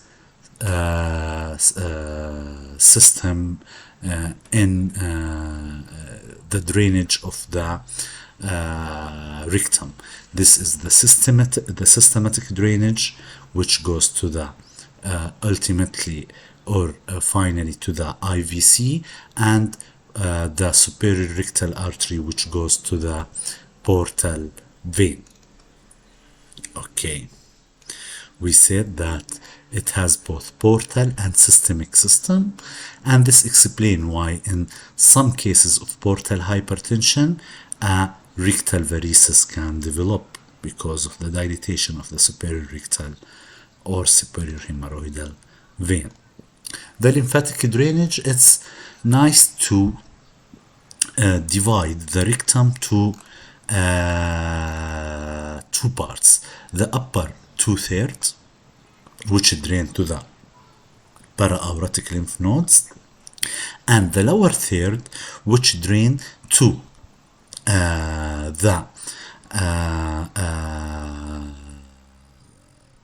which drain superiorly to the inferior mesenteric lymph node and laterally to the internal iliac lymph node. Again, to explain it for you. When we want to discuss the lymphatic drainage of the rectum, divide it to two parts, upper 2/3 and lower third. Upper 2/3, it goes up to the para-aortic lymph node. First to the inferior mesenteric lymph node and then to the para-aortic lymph node. When we talk about the lower third, if it has two directions, either up like the upper 2/3 to the inferior mesenteric lymph node and then para-aortic, or lateral to the internal iliac lymph node. Here you can see the internal iliac lymph node, and here is the inferior mesenteric lymph node, which drain to the para-aortic lymph node. So the upper part up, the lower, the upper 2/3 up, the lower third is either lateral to the internal iliac lymph node or up to the inferior mesenteric lymph node and para-aortic lymph node. If we want to talk about the lymphatic drainage of the anal canal, we will discuss it later, but this is actually depends on the dentate line. If it is above the dentate line, it's similar to the lower part of the rectum, either to the inferior mesenteric lymph node up or lateral to the internal iliac lymph node. And if we are talking about below the dentate line, it goes to the superficial inguinal lymph node. To the inguinal lymph node. Again, let's summarize it. Rectum divided to two parts, upper 2/3, lower third. Upper 2/3 goes up to the inferior mesenteric artery lymph node and then to the para-aortic lymph node. Lower third goes either up to the inferior mesenteric lymph node or lymphatics and then to the para-aortic, or goes lateral to the internal iliac. If we are talking about the anal canal above the dentate, it's similar to the lower third of the rectum, either goes up to the inferior mesenteric lymph node or lateral to the internal iliac lymph node. Below the dentate line, it goes to the superficial inguinal lymph node. Innervation of the rectum and anus. Okay, the innervation of the rectum mainly is sympathetic and parasympathetic innervation. Actually, to understand it well, you can just look at this picture.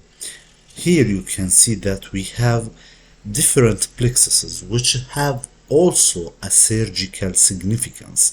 You can see here the inferior mesenteric ganglion, the inferior mesenteric plexus. It's along the inferior mesenteric artery, the inferior mesenteric plexus.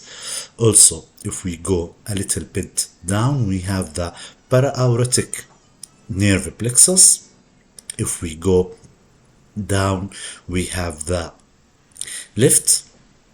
superior hypogastric plexus, which divided to left hypogastric nerve and right hypogastric nerve. This nerve provides supply to upper and lower rectum sympathetically. Sympathetic nerve supply to the upper rectum is from the inferior mesenteric ganglion and inferior mesenteric ganglion, and to the lower third of the rectum, the sympathetic innervation is from the hypogastric plexus. Hypogastric plexus. This is the sympathetic innervation. The parasympathetic innervation is from S2 to S4 from what we call it the nerve irrigans. You can see it here, nerve irrigans. These are from S2 to S4 and provide parasympathetic innervation to the rectum. We will discuss the pudendal nerve when the pudendal nerve, we will discuss it when we will talk about the nerve supplied to the anus, but this is the sympathetic and parasympathetic innervation. Again, let's summarize it. We have sympathetic innervation to the upper rectum from the inferior mesenteric, from the inferior mesenteric ganglion and the para-aortic nerve plexus. Actually, this comes from L1, L2, L3, the para-aortic plexus, the lower third, the lower half of the rectum from the hypogastric plexus. The parasympathetic from S2 to S4 from what we call it the nervi irrigantis. And here it is. Okay. What information we can add? Also here, again, the parasympathetic is excitatory and inhibitory is the sympathetic innervation to the rectum. If we are going to talk about the function and the fecal mechanism, this will be in the next lecture, the physiology of the rectum and the fecal the mechanism of defecation. Okay, this is another picture. Actually, all these nerves are contained within the inner and outer laminae of the parietal pelvic fascia. You can see here, this is the parietal pelvic fascia. Under microscope, they have two laminae, anterior and posterior. This is the superior hypogastric plexus, left hypogastric, right hypogastric. They have clinical significance. For example, let's move down here. Do you see this is the inferior mesenteric plexus? When we do high ligation of the inferior mesenteric artery, we remove this inferior mesenteric plexus without any clinical sequences, but we have to preserve the para-aortic plexus, which lies beneath the inferior mesenteric artery, and it's near also the inferior mesenteric plexus. So you can see here, when we want to remove this artery, for example, in left hemicolectomy or any malignant lesion of the superior rectal, we should do high ligation of the inferior mesenteric artery. We have to do a slight traction of the inferior mesenteric artery so we can remove the inferior mesenteric artery and the inferior mesenteric plexus without any problem. But if we remove it without any traction or near the root of the aorta, we will damage the para-aortic nerve plexus, and this will cause a sexual urinary defecation problem. Okay, again, what we can else add? We said all these nerves are contained within the inner, outer laminae of parietal pelvic fascia. And so this fascia shouldn't be entered. We said the plane of dissection should be anterior between the mesorectal fascia and the inner laminae of the parietal fascia, where which calls the holy plane of total mesorectal exogen. We shouldn't enter here. Ligation of the superior mesenteric artery should occur 2 centimeter, actually here at this 2 centimeter, to keep the para-aortic plexus intact. Here a diaphragm, a picture you can see. This is actually the aorta, which bifurcate to the common iliac. This is the inferior mesenteric artery. This one, the inferior mesenteric artery, which gives the middle colic. This is the the left colic artery. You can see here it have ascending and descending branch. This is actually the superior mesenteric plexus. This is the hypogastric plexus. This nerve shouldn't be touched. Okay, again you can see this is this picture, but they mention it. We said this is right and left iliac. This is the inferior mesenteric artery. Here is the inferior mesenteric plexus. We can remove it without any problem. We can cut here actually. Posteriorly we have the para-aortic plexus. Here in some patients it could be right and left, and this is the superior hypogastric plexus, which be divided to left hypogastric, right hypogastric. These all provide sympathetic innervation to the pelvic organ. You can see here, this is what we talked about, where we can transect the inferior mesenteric artery in high ligation. We have a pedicle of 2 to 3 centimeter. We can do here transection, but please do traction, upper traction, to make a space between the para-aortic plexus, which shouldn't be damaged, and the inferior mesenteric plexus, which can be removed with no sequences. Okay, what else we can add? We talked about the innervation. Okay, what else? Here you can see this is actually the rectum, and this is the lateral wall. You remember we said we have on the lateral side what we call it the lateral ligament, or the T junction, or the paraproctium. It's where the middle colic artery enter with the pelvic plexus. The pelvic plexus is mixed when the hypogastric plexus and pelvic hypogastric plexus is the sympathetic, and pelvic splanchnic plexus joined together, and there will be mixed sympathetic and parasympathetic innervation to the rectum at the level of the lateral ligament.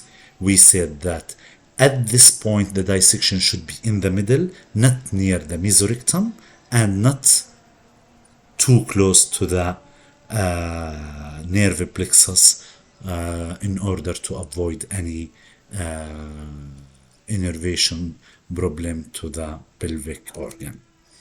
Okay, what else here we can add? You can see here, this is the inferior mesenteric plexus, which we can remove. This is the right para-aortic plexus, left para-aortic plexus. It could be just single plexus, para-aortic plexus. It can be just 2.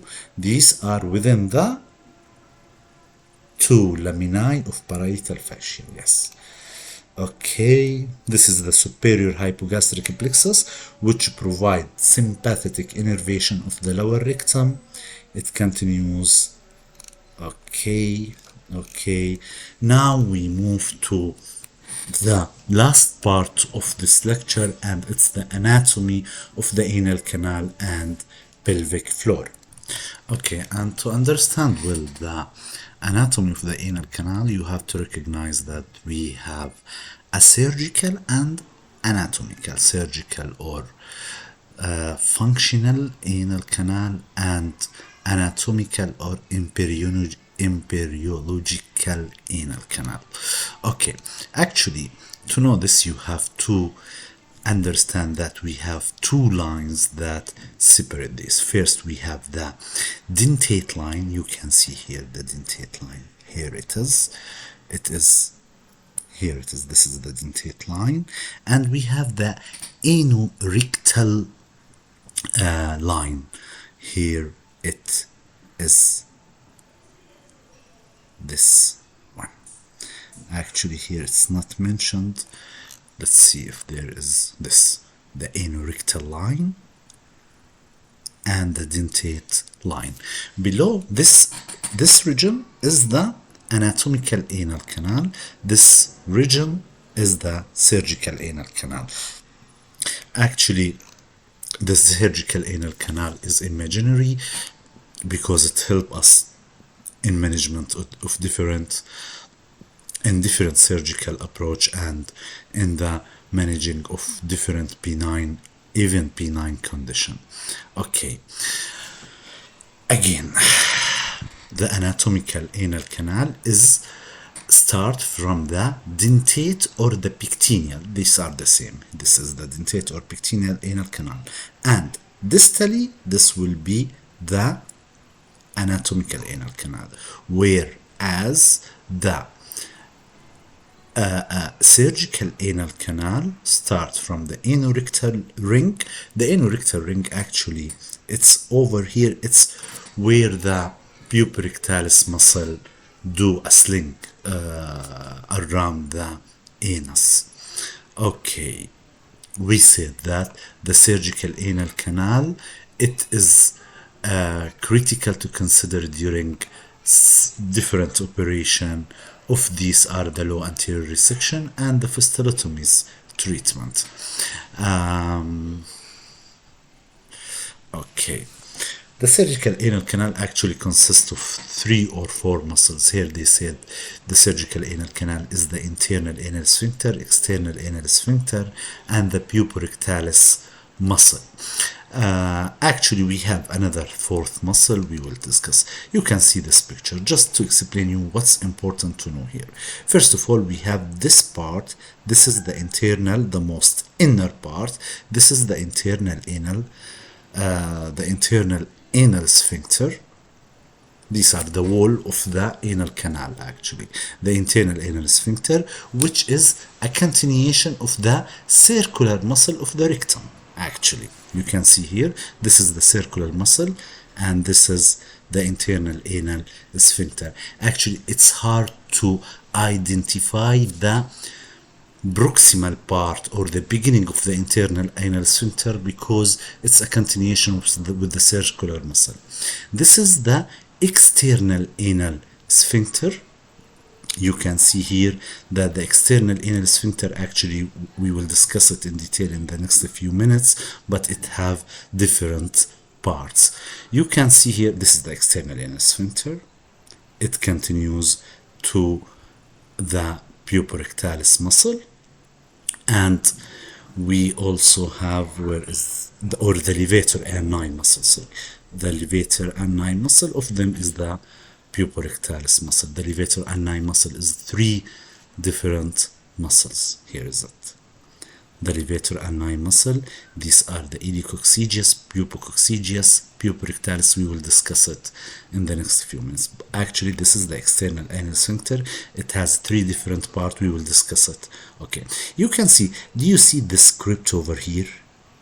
These are the anal gland, called the anal gland, and we have a crypt which ends blindly as an anal gland, and crypt, this tract, this is the anal gland, and this explains why fistulas or abscesses always start at the intersphincteric space. Actually, the anal gland usually in the intersphincteric space. And there is a muscle, you can see that there is a muscle between the external and the internal sphincter. This is called the conjoint longitudinal muscle. Here it is. like a cushion where the external and internal rest. Okay, this is the anal verge. Okay, what else we can see here? You can see this is the dentate line. More proximal, we have the anorectal ring. We said the anorectal ring, it's where the puborectalis muscle do a curve around the rectum. So the anal canal is 3-4 muscles. These are the internal anal sphincter, external anal sphincter, the conjoint longitudinal ligament, and the levator ani muscle, which have a 3-part. We will see it in the next few minutes. Okay, what else we can add? The surgical anal canal is longer in male.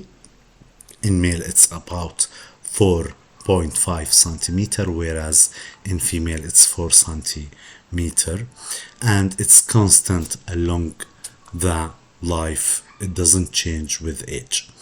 What else we can add? We discuss it. Okay, about the about the anal canal epithelium. Actually, if you see here, we have the dentate line. We said distally the anatomical anal canal. We have the anorectal ring distally. It's called the surgical anal canal. Proximally, this is the rectum. Between them, what we call it the anal transition zone. Transition between what and what? Actually, proximal to the anorectal ring, the mucosa is usually columnar epithelium, like the rest of the GI tract. And distal to the dentate line, the epithelium is usually squamous epithelium or modified squamous epithelium. Modified means no hair and sweat gland. Okay, and between them, between these two lines, between the anorectal line and the dentate line, the anal transition zone, it is sequamo-columnar junction or sequamo-columnar epithelium. Okay, what we can else? This transition zone is about 1 centimeter, 1 or 12 millimeter. Okay. Of course, at the level of the anal verge, we said proximal to the anorectal ring, columnar epithelium, distal to the dentate line, modified squamous epithelium, and at the level of the anal verge, it's squamous epithelium, like the skin.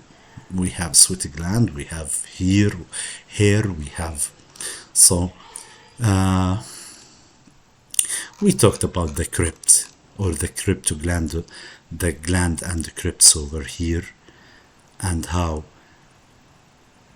does they start from the intersphincteric fistula, from the intersphincteric space, and this is the explanation of most of the abscesses that is formed in this region. The cryptoglandular theory explains about 90% of the abscesses that happens there. Okay, what else we can add? Okay, let's move a little bit down. We discuss most of these.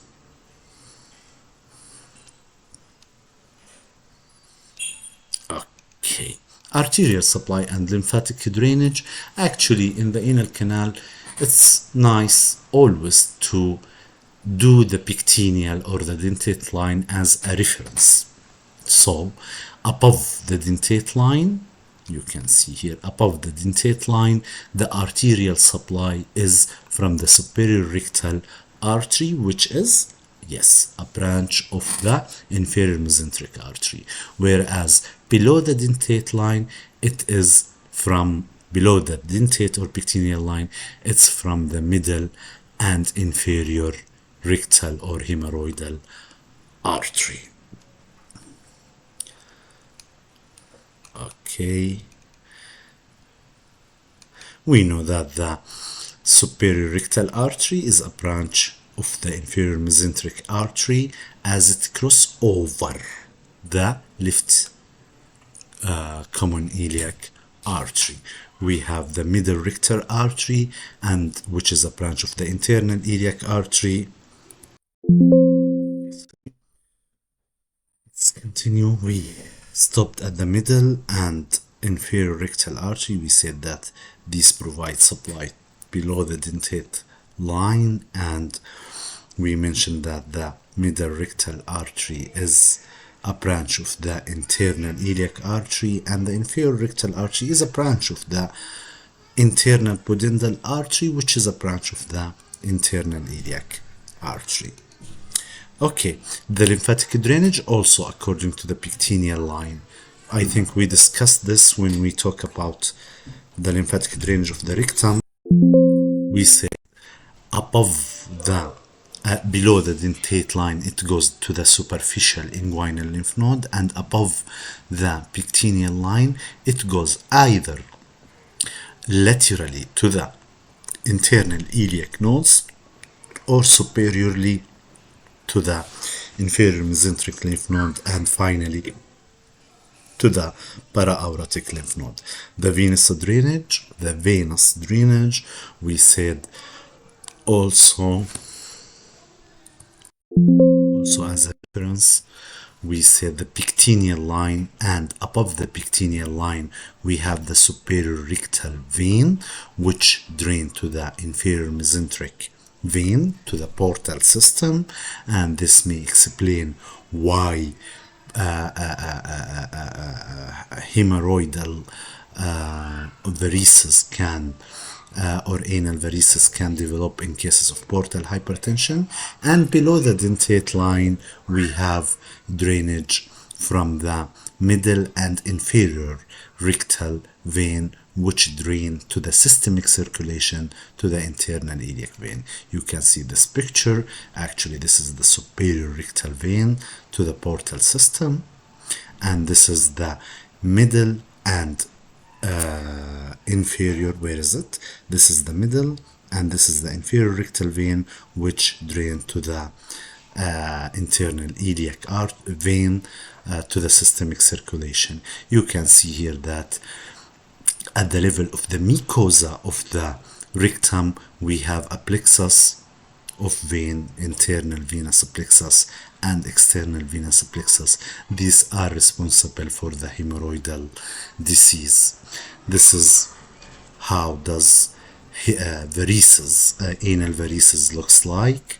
This is another view of how can varices develop. Actually, these are due to increased pressure in the portal system, so in the inferior mesenteric vein. So in the superior rectal vein, you can see here varices get enlarged. Okay, near to the anal canal.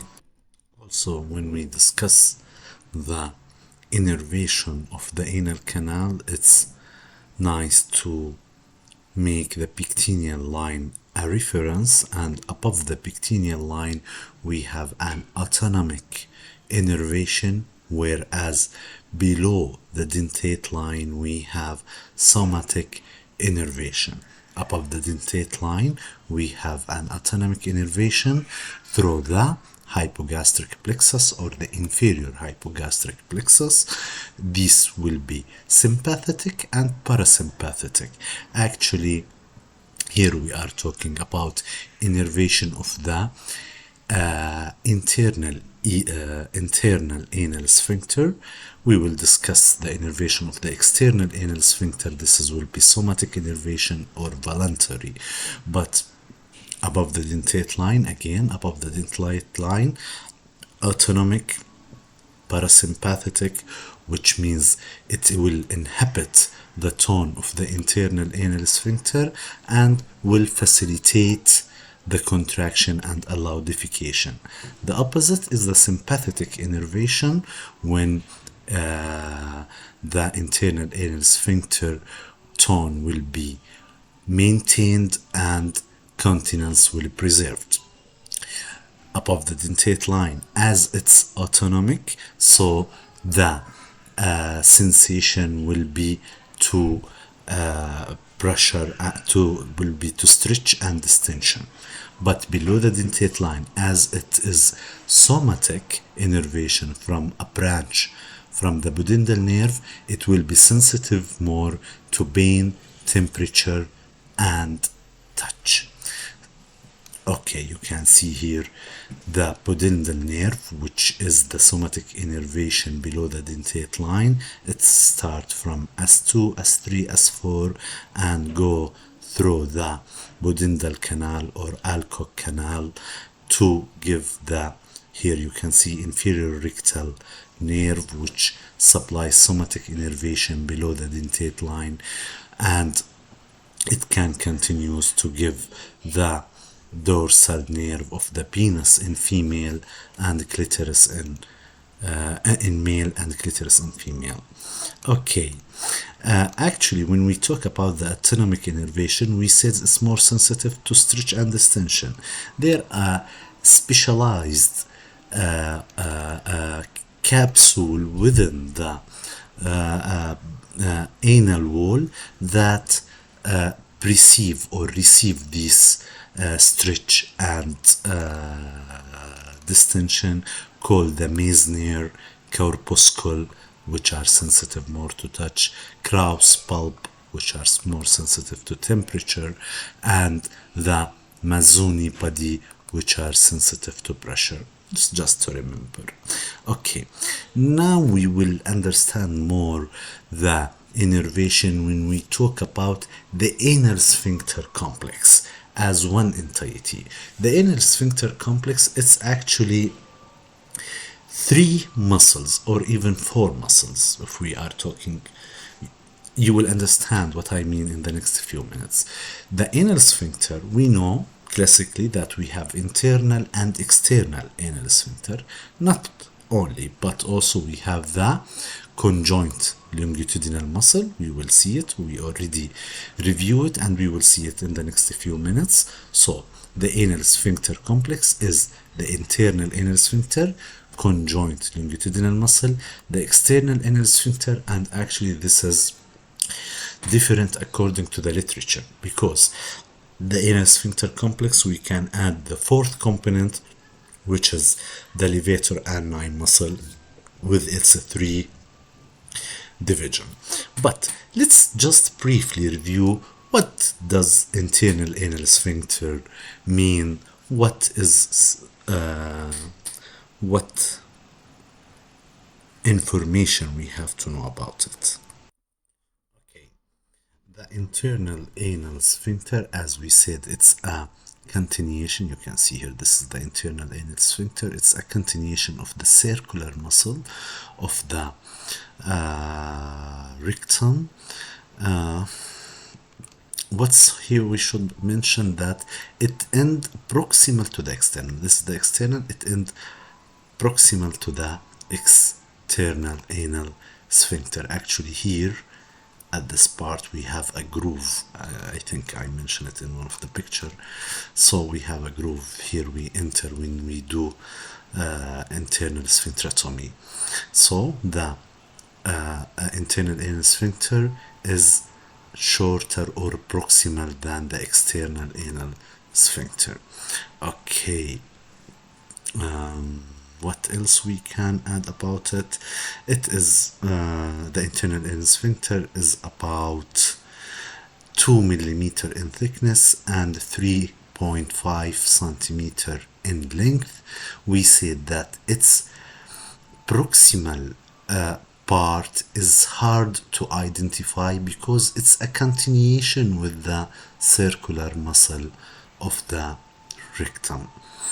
Okay, we talk about the innervation. We said that the internal anal sphincter is innervated by the autonomic nervous system sympathetically and parasympathetic from S2, S3, S4.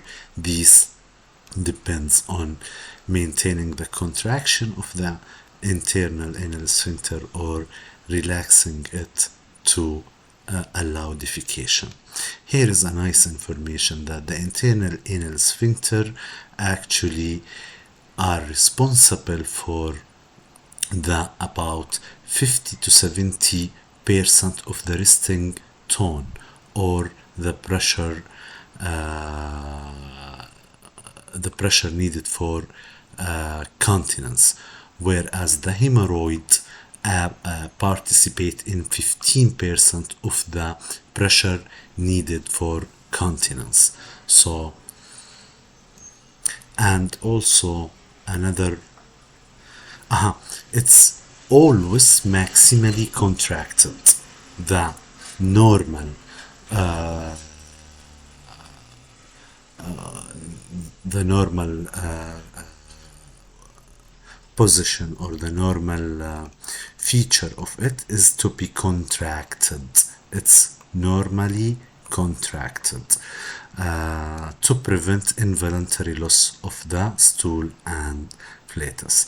Again, the internal anal sphincter participates in about 70% of the pressure needed to prevent continence, whereas hemorrhoid participate in 15%. This have a clinical significance in that in some patients who are going to do hemorrhoidectomy, we have to ask if they have any degree of incontinence, because if we remove the hemorrhoid, we are removing about 15 to 20% of the tone needed for continence. Okay, this is okay. The second muscle is the conjoint longitudinal muscle. Actually, this muscle is located between the external and internal anal sphincter. Actually, we see it in the previous slide. This is the conjoint longitudinal ligament. It's a continuation of the longitudinal muscle.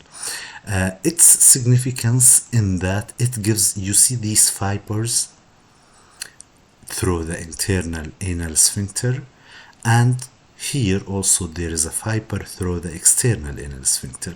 These are called the, where is them? Here is them. Corrugator cutis ani muscle. Here are they.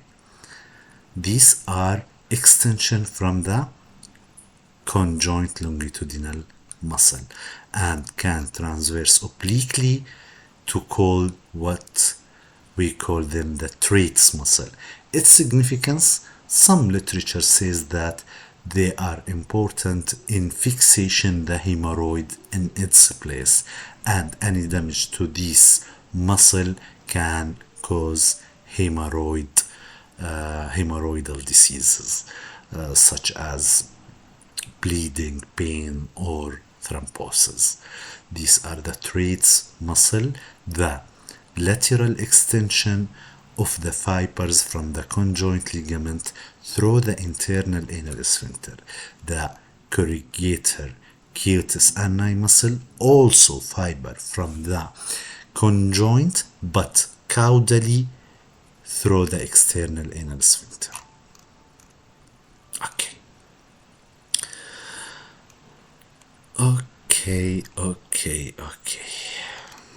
The external anal sphincter. Okay, the external anal sphincter, as you see here, this is the external anal sphincter. This is the external anal sphincter. It's composed of striated muscle innervated somatically by the pudendal nerve, and you can see here also that it extends beyond the internal anal sphincter. This is the external anal sphincter, this is the internal anal sphincter, and between them what we call it the intersphincteric groove. The external anal sphincter have three parts or portions or levels, because sometimes it's hard to separate these three parts alone. Of them is the most proximal or the deep, the superficial, and the subcutaneous part. These are the parts of the external anal sphincter. It continues with the puborectalis muscle, a part of the levator ani muscle. You can see here This is puborectalis. This is the iliococcygeus. These are the levator ani. These are the continuation of the external anal sphincter. Okay, what else we have? We talked about the intersphincteric group. We talked about the three parts that have, and we said that, okay,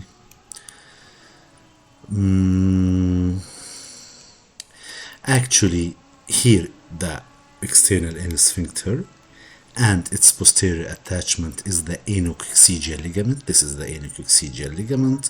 Its anterior attachment is the perineal body. We will talk about it. Okay.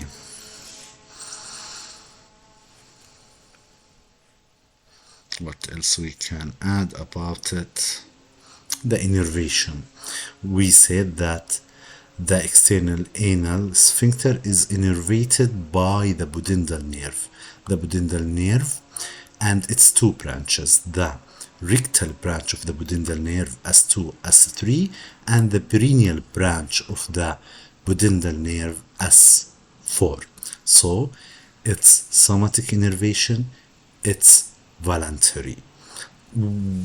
Okay. Actually, the external anal sphincter is in a constant state of tonic contraction, like the internal anal sphincter. We said it's usually contracted, even at rest. A voluntary contraction during threat of incontinence. If there is rectal distension and it is socially unacceptable to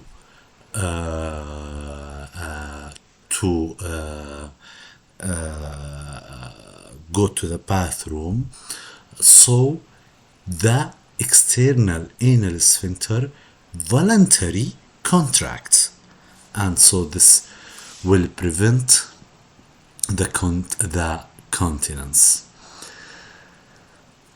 Okay.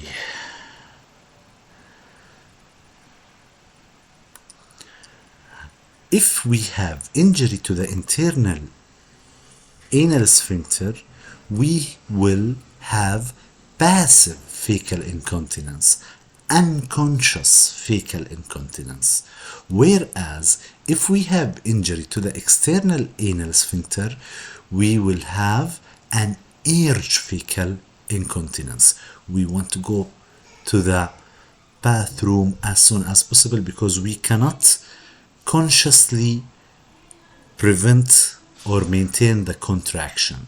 So urge fecal incontinence is associated with external anal sphincter injury, whereas passive fecal incontinence is associated with internal anal sphincter injury.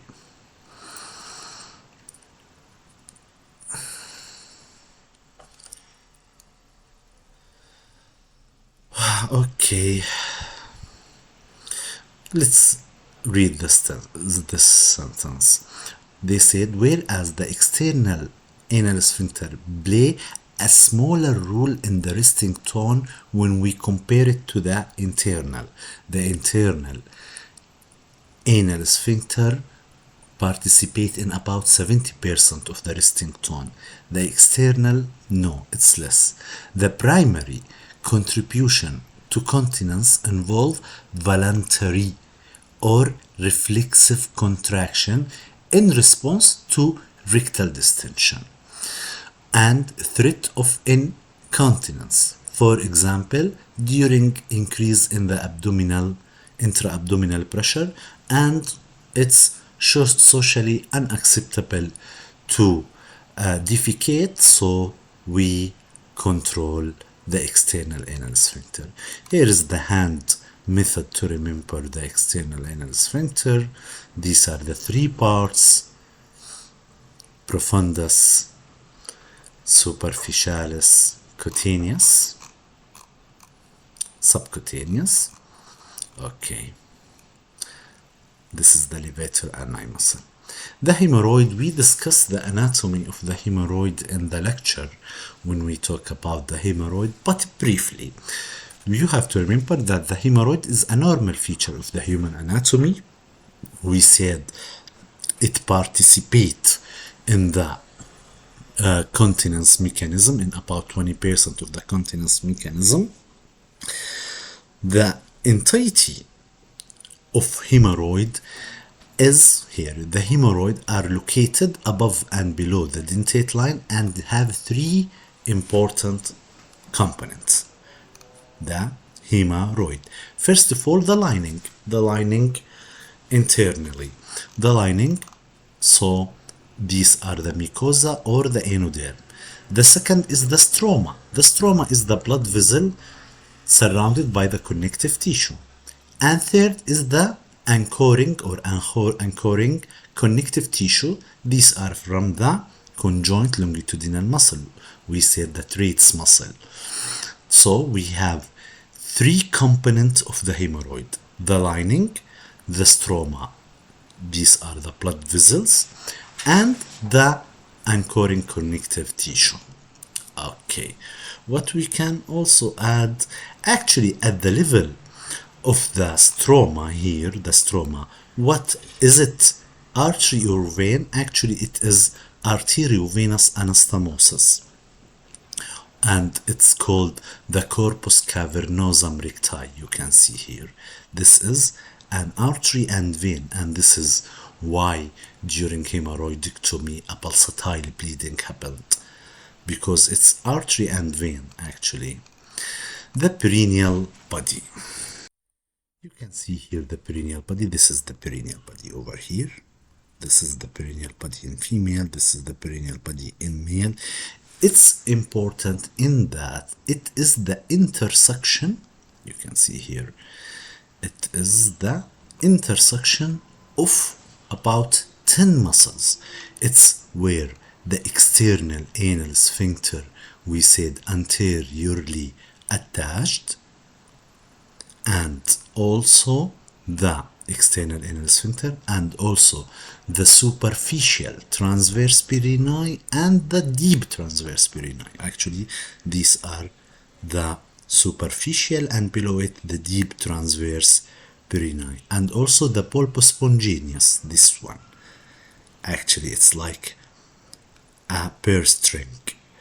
Actually, these three muscles, again, the external anal sphincter, the round muscle around the anus, you can see here, the pulpus spongius muscle, this one, and the transverse muscle. They call it the external anal sphincter complex sometime, and they are responsible for the continence mechanism, and any injury of these to this muscle can cause incontinence, especially in some gynecological procedures such as episiotomy, where perineal body injury can occur. So repair of this body is important, and this also add an information that the incontinence or the continence mechanism is not the responsibility of the internal and external anal sphincter. It is the external anal sphincter complex, which consists of the pulpus spongineus, here it is, the transverse perineum, superficial and deep, and the external anal sphincter. Okay. Pelvic floor muscle, it's easy. And when we talk about the pelvic floor muscle, we mean the levator ani muscle. We talked a lot about the levator ani muscle previously. Here, now we explain what does levator ani muscles actually. The levator ani muscle is extremely important, and any injury, especially for example in women, can cause organ prolapse. The levator ani muscle actually is divided to three parts.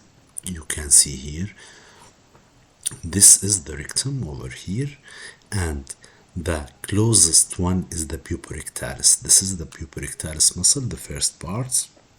This is the puborectalis muscle in the red color. And also this is the puborectalis muscle, or the prerectal fibers of puborectalis. We have also, it arises from the inferior border of pubis symphysis and inserted at the lower part of the sac. Second muscle is the pubococcygeus. Also, this is the pubococcygeus, from the pubis symphysis to the coccygeus. And the third muscle is the iliococcygeus. This is the ilia, from the ilium to the coccyx. So, the levator ani muscle consists of puborectalis, pubococcygeus, and iliococcygeus. Here is them: pubococcygeus, puborectalis, and iliococcygeus. Some literature says that the puborectalis, this part, is not a muscle by itself, but it is a portion, a part of the external anal sphincter. Okay. What else we can add? The innervation of the levator ani muscle is by the pudendal nerve with its different branches, the inferior rectal branch and the perineal branch. Okay.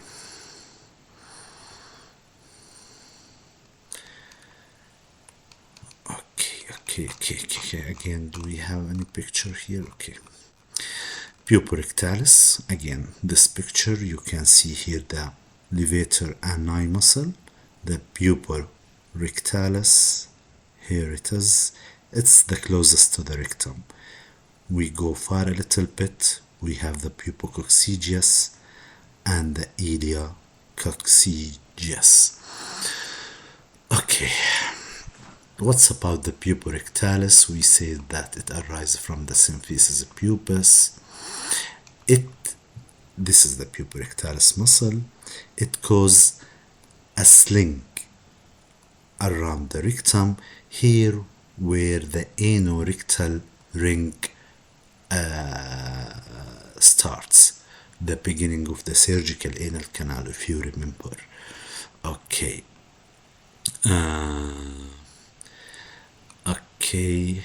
It's critical. It have a critical role in the incontinence, and here the anorectal ring is formed. We said that some literature also says that the external anal sphincter, this is part of the deep portion of the external anal sphincter.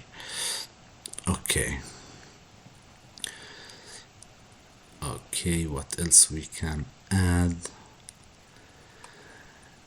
This is the most important contributing factor to gross fecal incontinence. You can see here, when sitting, it's contracted and it relaxes while squatting and facilitated defecation. This is the puborectalis muscle. Okay, iliococcygeus, nothing to, just you can, if you want to remember them, the most closest to the rectum is the puborectalis.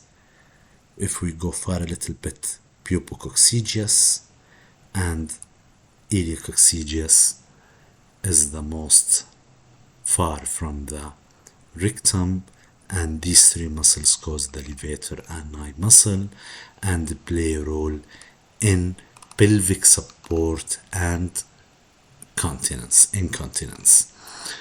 Okay, the innervation, we said that they are innervated by the pudendal nerve. Somatic innervation, voluntary. Okay, anal spaces.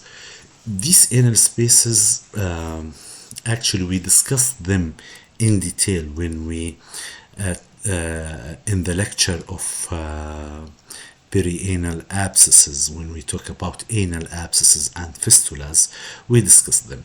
But I want to review all the anorectal spaces in this figure so you can understand what is the perianal spaces. These spaces are important when we are dealing with anal region abscesses. We know perianal abscesses, but did we hear ever about submucosal abscess or ischiorectal abscess or intersphincteric abscess? I think this is not, they did not exist, but this is because we do not know the anatomy well. Actually, you can see here the anal spaces. We have first, you can see here the intersphincteric space between the internal and external anal sphincter, and here we have the anal gland. If you see it here, the crypt and the gland, and actually it is the source of the most anal abscesses because the anal gland exists here, and this is explained by the cryptoglandular theory. The second, we have the or the perianal space here, where we have the most abscesses are formed. Actually, the intersphincteric space and the perianal space are connected together. Okay, we have also the supralevator space over here above the levator ani, and if we have abscess here, you have to think of intra-abdominal source. We have the ischiorectal space, you can see here, it's located over here. This is, I think, the levator ani and the obturator muscles, the edges of it. This is the ischiorectal space, the second most common site, or the third most common site. The perianal is the first most common site for infection, intersphincteric second, and third is the ischiorectal space. They are connected posteriorly, and this is responsible for horseshoe abscesses. Also, we have, this is the intersphincteric space. This is, we have the submucosal space. The submucosal space actually is here in the lining of the internal anal sphincter. Here is, and submucosal abscesses is frequently encountered during surgical practicing. Submucosal spaces. Okay, ischiorectal, we said this is the ischiorectal, this is the lateral border is the obturator internus and the levator ani medially. This is the ischiorectal space. They are connected posteriorly. Not only the ischiorectal space, but also the intersphincteric space, as you see, the supralevator space, all of them are connected posteriorly, and so this may cause horseshoe abscesses if infection in one side can goes to the other side. Supralevator, we said that supralevator, where is it? Over here, this is supralevator space. Okay, and what else? We have the superficial and deep postanal spaces. Actually, we discuss the anal spaces. This is, if you want to know, this is the deep postanal space, and this is the superficial postanal space. Between them is the anococcygeal ligament. Superficial postanal space, deep postanal space. These are extremely important when we want to understand the perianal abscesses and the formation of perianal abscesses. We reach the end of our lecture. Thank you for your attention. I'm Dr. Jihad. My sources, as I mentioned here, the ASCRS, the Colorectal Disease Journal, an interesting channel on the YouTube, some slide shares from the internet, and many other miscellaneous. Thank you. Bye bye.